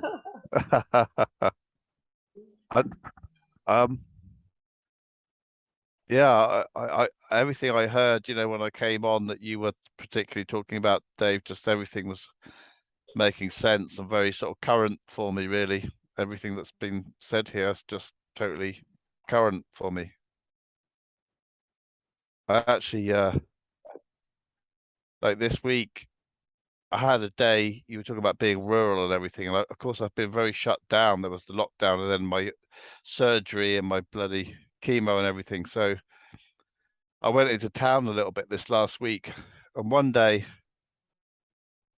going in, it was just felt so depressing, you know, just watching people driving past with the serious faces in their cars trying to go somewhere, taking their kids to school and everything. I was just watching the kind of hopelessness of it, of the stupidity. And it was with me all day. as a kind of almost a depressing thing. Good. I came out. I don't know sort of really where I went with that, except it was quite a very strong thing. And then literally last night, my wife's away at the moment, and I woke up very like 3 or 4 in the morning, and I just led over in the side of my bed, and there was just no mind. I was just seeing what was beside me here. It was so simple. It was unbelievably simple. It's so simple. And yeah, I went back to sleep at some point, and yeah. And what you were saying about what did you say earlier about like trying to win or trying to sort of get somewhere in this? Because yeah, it's been a hell of a year, and it doesn't seem to have stopped. You know, the last few weeks, just it's been everything going wrong. My business, my dog nearly died and cost us a fortune, and someone drove into me, turned their car over. You know, and so it kind of feels like this year's constant barrage of yeah, nothing works. Nothing works. An absolute barrage of it. Yeah. I think I'm kind of discovering how I can just relax with that a little bit, and yeah, not even bother trying to change it or think there's anything wrong with that even. Accept it. Yeah. And I guess that's how that kind of no mind moment came about, you know, is you just in the end, I think even the mind realizes it can't work this out for itself. It's like, Right. yeah. When you realize that you're projecting, you know, when you're trying to work things out, when you're trying to look at every situation from the potential that you see contained within it, how it could have happened, might happen in the future, all these sorts of things. It's like all that that's doing is validating that thought system. All I'm doing is validating the same thought system that I've already admitted has no real solutions, has no answers. When you see that you're caught in a dream of your own making, you know, it's like, well, there's my own individual dream within a greater collective dream. And it's like, well, I have full power over my own individual dream. You know, when I take full responsibility for that, there is no collective dream. Like the dream is just the dream. And it becomes all the one thing. There are not any more or less who are further ahead or further behind or learning or not learning, anything like that. But like, you don't want to two-step it. You don't want to just jump to the end and spiritually bypass every opportunity. You know, it's like this awakening is a gradual one, and through every interaction you have and everything that's seen, you'll get to see where it is that you're truly at, with the idea of not only that the world is only a dream, that you've given all the meaning it has, but that you are actually the Christ, the divine being, along with everyone and everything else. So this transition from the old way of seeing to the new way of seeing is this gradual thing that is incremented by these moments where you have these realizations about all sorts of things that are relative to your own awakening process. So you have a car accident followed by a pet accident or whatever, and one thing after another, and all of these things begin to push and pull and prod at you emotionally, and you start to want to just step back and look at it and go, all right, why is this thing? What is the meaning that I've given all of this in my life that it should be showing up? You know? And it's not that you're giving these things individual accord and individual reality. It's that you're giving the dream reality overall, because there is one problem and one solution. That's it. It shows up as individual opportunities to learn, but it's still the one problem and the one solution. I must think I'm separate from God. The solution is I'm not. So something happens that seems to upset me. What do I expect's going to happen in a dream of death? Really, you know, once I accept this is a dream of death and that everything here dies, then all of a sudden there's this kind of like pointlessness to it. It's like, well, it's pointless me trying to change anything, or what am I going to do? Try and get the best deck chair on the Titanic? Let me just sink. Let me just go down with the ship and die and just trust that I'll be reborn on the other side. You know, it's like in all things, it's like, well, I'm not the little boy with his finger in the dike, you know, in the Zuiderzee dike or whatever in Amsterdam, and that story, the boy. What am I going to do if it gets another hole? I go put my finger. I've only got 10 fingers. It's like, no, just like break. Let it all flood. Let the whole thing. You got to face the inevitability of what the world is, what the dream is, and accept it. And all suffering comes from not accepting it. All suffering comes from resisting what it is that is being presented, what it is that the world is, thinking it should look differently, or perhaps my situation should be different. Yeah. I know perfectly well that the dream is already over and that Barry's already up there two-stepping it round the dinner table with Jesus, and they got mugs of red wine, you know, like there's a whole thing that I already know that is beyond the experience we find ourselves in now, where we seem to be able to have the ability to lament our situation or to enjoy it. But either one of those, I don't enjoy it and I don't not enjoy it. It just is. It just is what it is, and I accept it as it is, and then it doesn't give my peace of mind. But also I have to be honest about that, and every time that I'm attracted or rejected by the world or whatever, I have to look at it honestly and say, well, does it affect my peace of mind? Am I still attached to the dream somewhere? Because denial is a mighty tool if used inappropriately. Right? You can kid yourself about something for a long, long time until you actually step out of your comfort zone and decide to be honest with your reflections, that you can make any kind of critical decision about whether you think you need a help or not. You know, no, I do need help. I actually need help every day. I die daily. I don't want more than, let's say, if you wanted to give yourself a rule of thumb, if 3 days go by and you haven't been pushed off your stool by the universe, then you're probably in denial. It's like, whilst I still find myself with a body and the capacity and the ability to learn, right? As soon as learning's completed, I don't need this body. I can leave, right? Jesus said, the body will appear in evidence to remain whilst it is useful, right?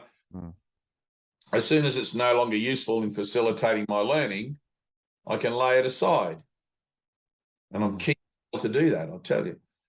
But whilst I find myself here, all right, let me be about it. In this moment now, I have peace of mind, but I'm not going to falsely identify with my peace of mind in a moment where something seems to be confronting me. Because if it's confronting me, then obviously it's confronting me for a reason. If I find myself in a relationship, it's a teaching, learning relationship. I'm in that relationship for a reason. There's something else there I can learn. I don't want to falsely defend myself with the now or a spiritual concept saying, oh, no, it's just a dream, it's just a dream. When in fact, if I allow myself to be defenseless in that situation, I can be triggered. I can be emotionally challenged. And that's what I want. Because this is a journey into fear. I want to find my blocks. I'm sick and tired of walking the world pretending that I'm spiritual or that I'm okay or whatever. I'm not okay. Not a day goes by. The disciple John, I die daily. Is it John? Paul, St. Paul of Tarsus, I die daily. Right? I die daily. Every day, let there be a miracle. Every day should be devoted to miracles, Jesus says. Wow. You know, it's like, all right, with that in store, I can either just keep the curtains closed and not get out of bed, or and you know, like have fear of it, or I can get up and go, all right, Lord, here I am. Show me today what there is that needs healing in me. Present to the opportunity that's going to give me a greater ability to come closer to you, to become more aware of God's love in my life. And that's only going to happen through the removal of my blocks to that awareness. You know, and those blocks will be presented through all the relationship and all the learning opportunities that come along throughout the day.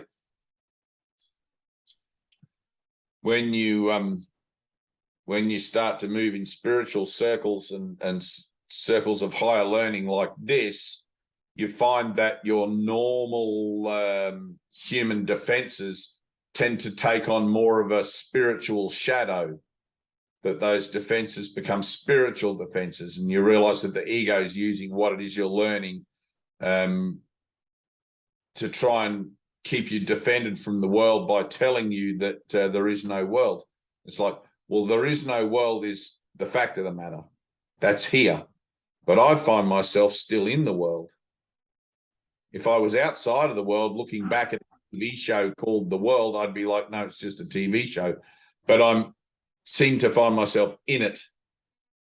So let me be honest about where I find myself. No, it sucks. I hate it. It is pointless and meaningless, and it makes me feel awful. It makes me feel trapped. It makes me feel all these things. Be honest about that if that's where you find yourself. Don't use spiritual concept to get out of it. Ask for the miracle. Right? There's no point in saying, oh, it's just a dream, I'll just let it all go, I won't engage with it. It's like, well, you've already engaged with it, or you wouldn't be telling yourself that. See what I mean? It's like the work has to be done. It's like, I die daily, and it's like, well, I'm grateful to die daily. I never enjoy it, but if my falsity is exposed, then good. That's a good thing. I know it's a good thing overall because goodness is in my heart, and I want to align with it more and more and more. And if there is any falsity in me, I want it expunged. I want it out. I want it dealt with and healed. Of course, I never liked the process of that because it's always humbling, and it's always, I feel like an idiot. And, you know, my falsity is something that I've clung to for so long, trying to perfect its identity, that I often feel a sense of resistance in letting it go. You know, to just let it go and be nothing. You know, there is no Dave. There's no Barry, no Bibiana, no Tina, no Anna. There's only Christ. There's only beautiful beings of light that God loves more than you can possibly imagine. So, well, let me know that about myself.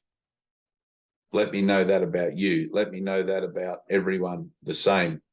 Love thy enemy. Love thy enemy. Do good for those who speak against you and would take you to the jailer. Easy to say, not always easy to do. Love thy enemy. I can tell myself within my heart that I love my enemy in here, but when I see them out in the street, is that the truth of the matter? My falsity will be exposed. If it's not, when I see them on social media, is that the truth of the matter? And I only answer to my own sense of honesty. It's only me that I'm kidding if I'm not honest with myself. You know, let me look at all my brothers. Do I see them all equally, or do I see some as less worthy of my love, or some as more worthy of my love? You know, if love is unconditional, then I'm not seeing correctly, and I need help. Help me, Father. I can't help myself by changing my mind using concepts. The concepts only make it reasonable. Why I would want to learn to become dependent on God for all my, for all my supply, for my healing, for my living, for everything. Help me, Father.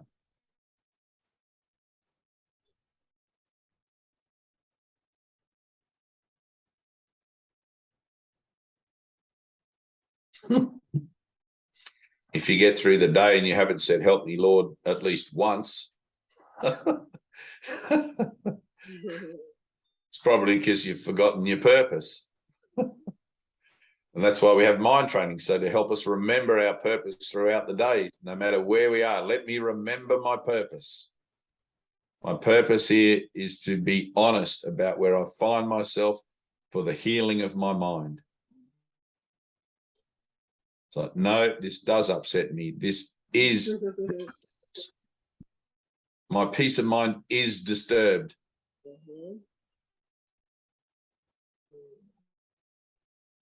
In that I'm entitled to miracles.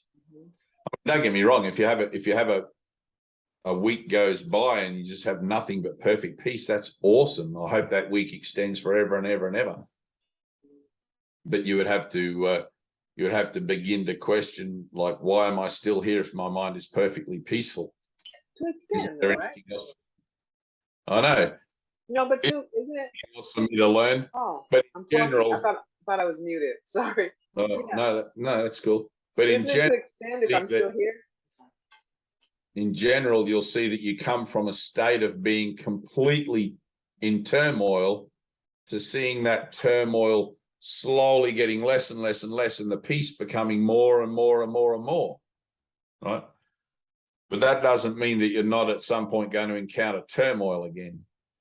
You know, it's sort of like it goes up and down and then up again a bit higher and then down and then up again a bit higher. I love that Donovan song. First there is a mountain, then there is no mountain, then there is again. And it's like we're in these dips and waves, you know, these peaks and troughs of salvation where we seem to have a peaceful moment, and then the next thing, down into the trough again, and then up the other side. And little by little, every time we have one of these confrontational moments, our minds are brought again back to our purpose to learn to become completely dependent on God. And eventually the mind just catches on. It's like, oh, I see what you're trying to do here. And you'll have a moment where you just realize that your mind's making the adjustment automatically. That's when it gets really nice. It's like, oh, thank God I don't have to sit down and study and pray and examine everything. And it's like my mind just went automatically to an action of forgiveness. It's like it's integrated. And then I mean, you said this a couple of times. I'm just going to ask it. That there's no reason to stay. Like, you won't be here anymore. You know what I mean?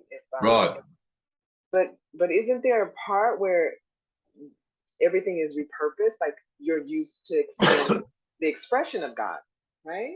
Right.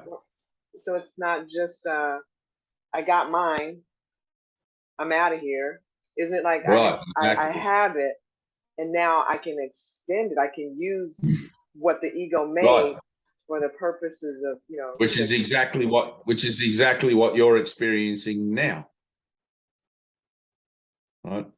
So there was a point in my transformation where Jesus said to me, Dave, you're done. Exactly. Right.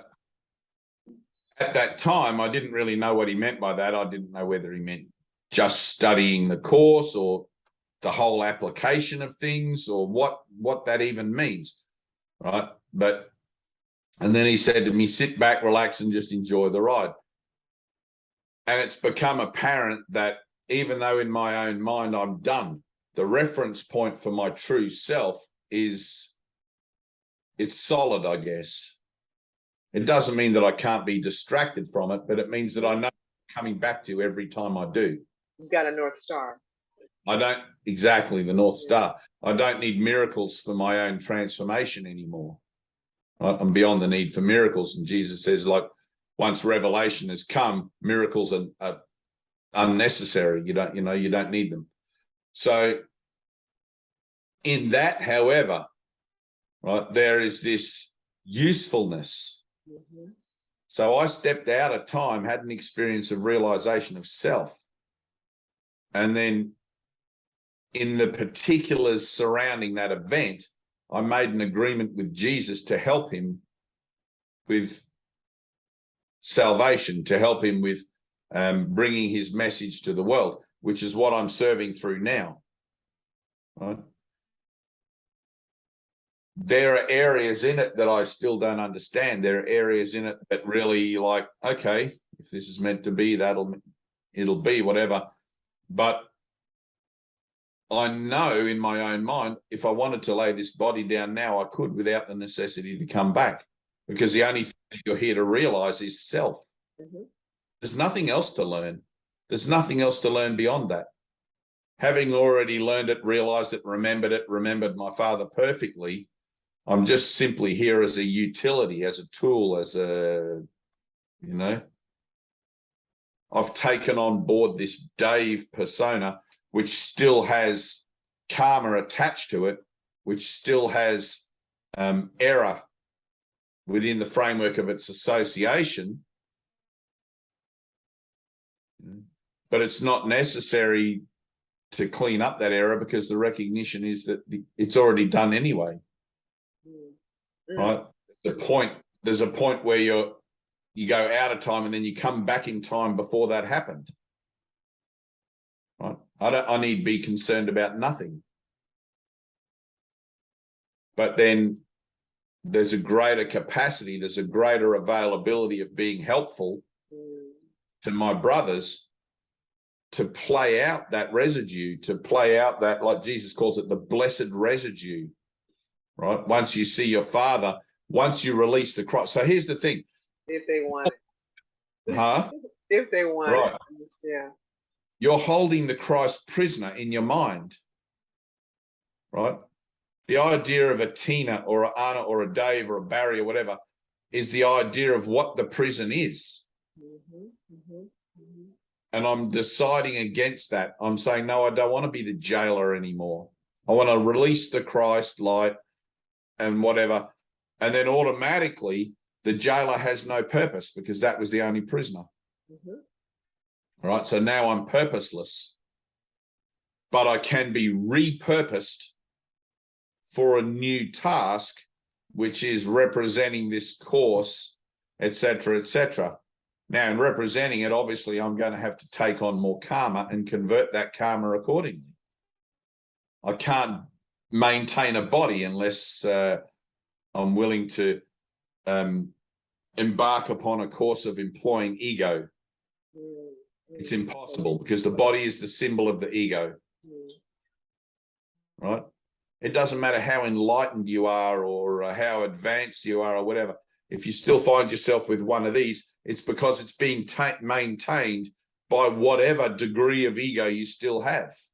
And the ego is always measured in degrees.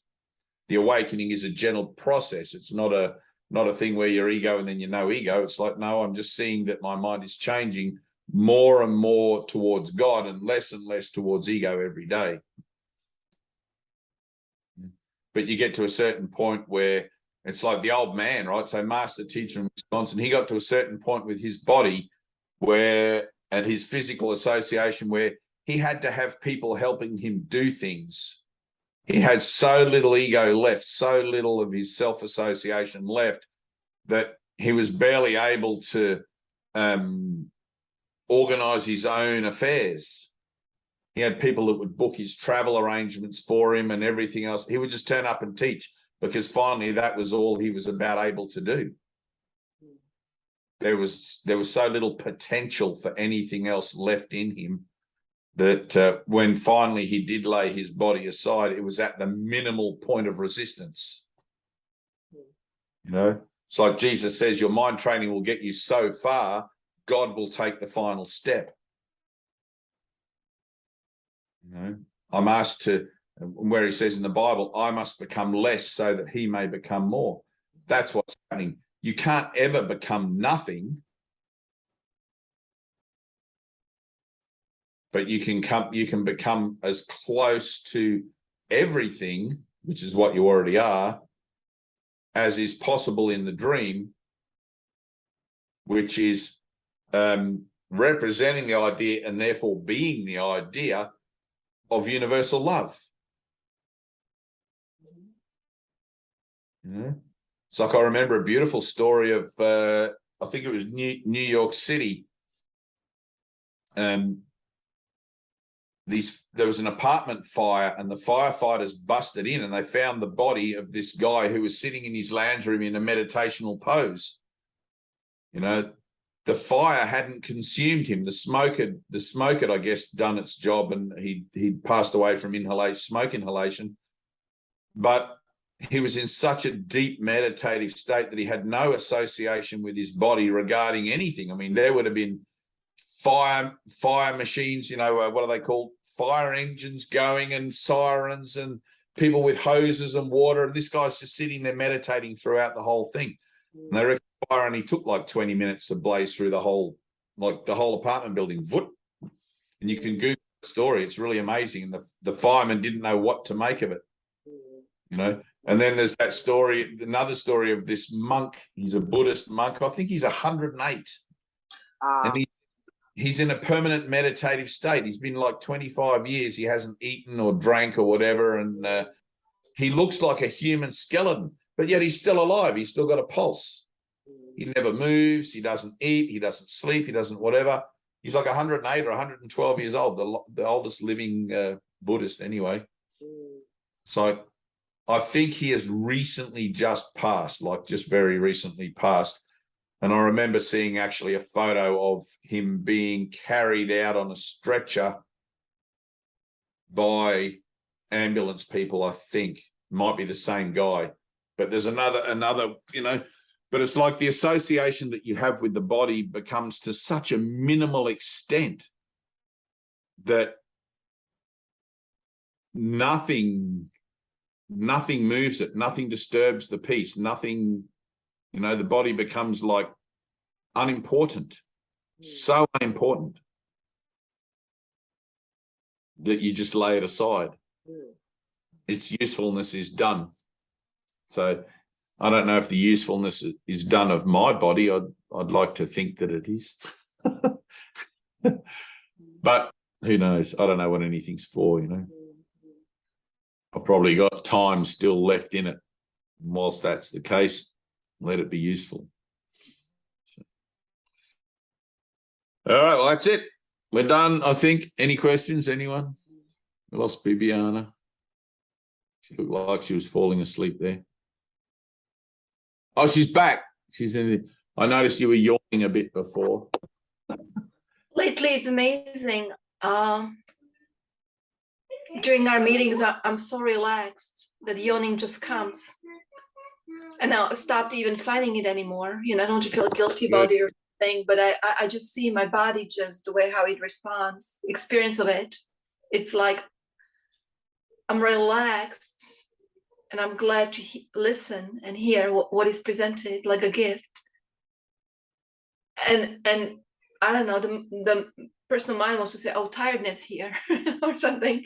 But yeah, I have no idea what it is. Yeah, it just is. And I'm yawning. Yeah. I used to be the same with Ted. I'd sit there going, I'd try and hold my yawns in. And it's just the energy. You know, it's just energy. It's funny how things react and things, you know, through the body and different responses to things. So that's good. It's good to be relaxed, good to be peaceful, good to be happy. Any questions, Anna? Really? Are you being honest?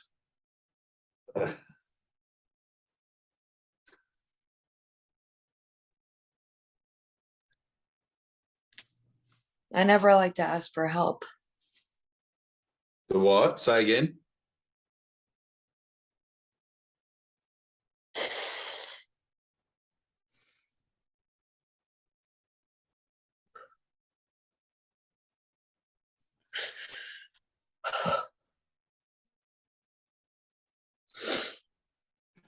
See all that energy you have there? See all that energy you got bottled up that's trying to come out? Let it out.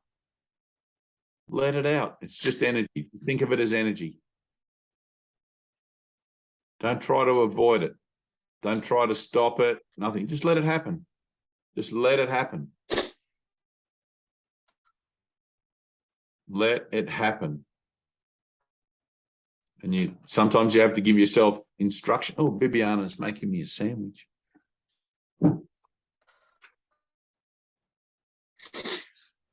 Sometimes you have to give yourself instruction, Anna. You have to be like firm with yourself in your own mind. You know, for fuck's sake, Anna, let it out. You know, sometimes I'm like that. Fucking hell, Dave, just let it out. Just let go. Just let go. Fuck it. You know, you got to say fuck it and let it all go. Yeah. No, not yeah. Yeah.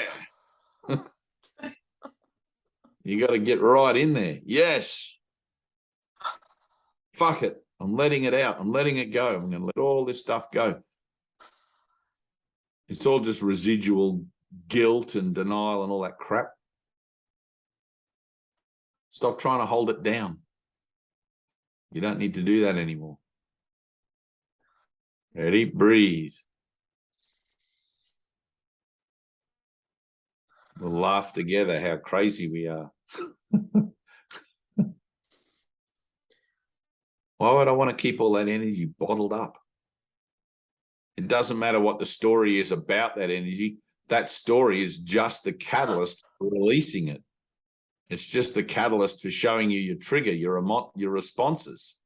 It's like, holy cow, forget about the story. Look what it's doing in me. Thank you for the parts and the players in the story, because look at this. Look what's happening in me now.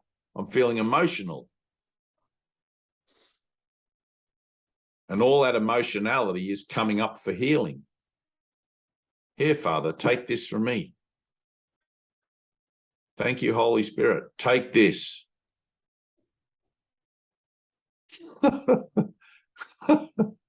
That's it. Go on, push.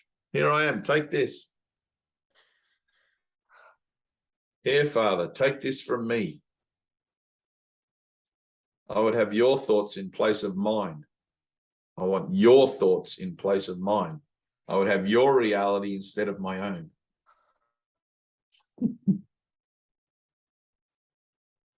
Breathe.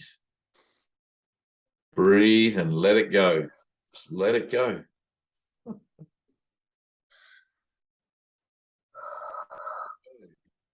Let it go. Let it go. Let it go. Let it go. Let it go. Let it go.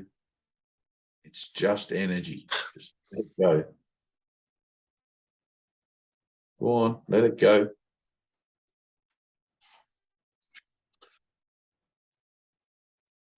Breathe.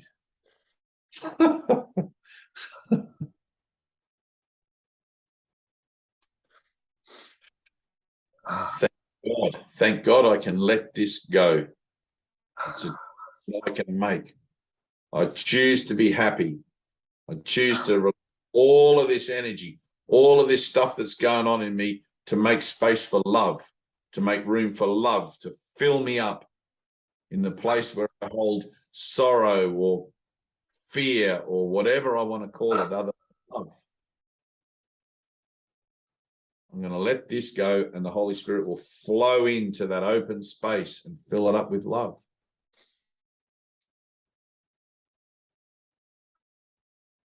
It's like when little children make a dam across a creek, and then finally the dam wall breaks and the waters flow again.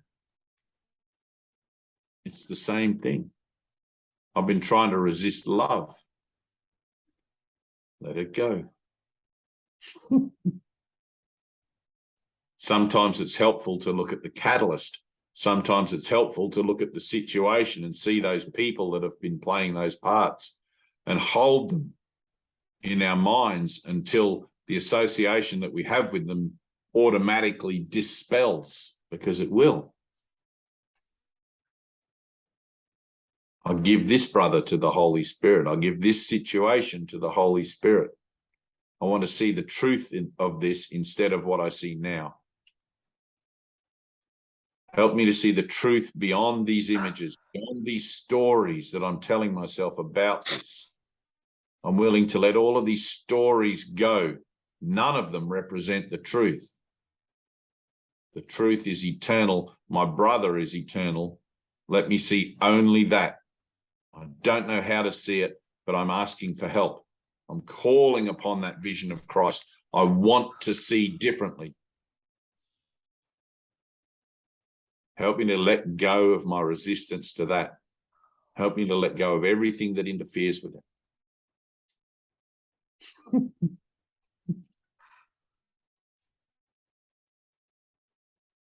Peace. You'll keep coming up against the same circular catalyst point, Anna.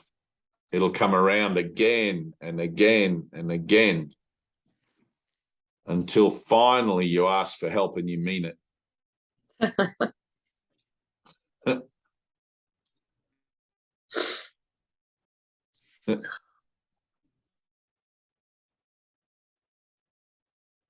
And that may take a while. You know, you can't be forced to look at illusions. You can't be forced to see how pointless it all is. You kind of just have to see that you don't really have any other choice. What do I want, truth or illusion? Or do I just want a better illusion? Do I just want an illusion that's more to my liking? So no, I have to be willing to see that perhaps I don't want the truth. Perhaps I don't want the miracle. It's like the first obstacle that peace must flow around is the denial to get rid of it, the desire to get rid of it. I don't want peace. That's what Jesus is telling me in the Course. I don't want it. I don't want this offering. I'm just playing this game. I'm playing this game of being spiritual where I'm telling myself that I want to walk with Jesus. I'm telling myself that I want to forgive. But when it comes right down to it, my current experience is the proof of that or not. You know, in this moment, am I willing to forgive? Am I willing to release, to let go? It's either going to be yes or no. If you're joyous, the answer was obviously if you're still miserable, the answer is obviously no. And it's just as honest and beneficial to see that the answer is no. In fact, you have to see that the answer is no. It's like, obviously I don't. I must be crazy. I see that I'm freaking insane. Crazy in the coconut.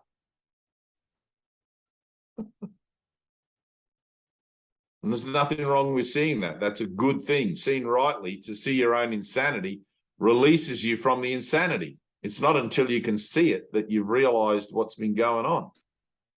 It's only crazy people that don't realize they're insane. As soon as you see your insanity, you cease to be insane. Otherwise, you're just faking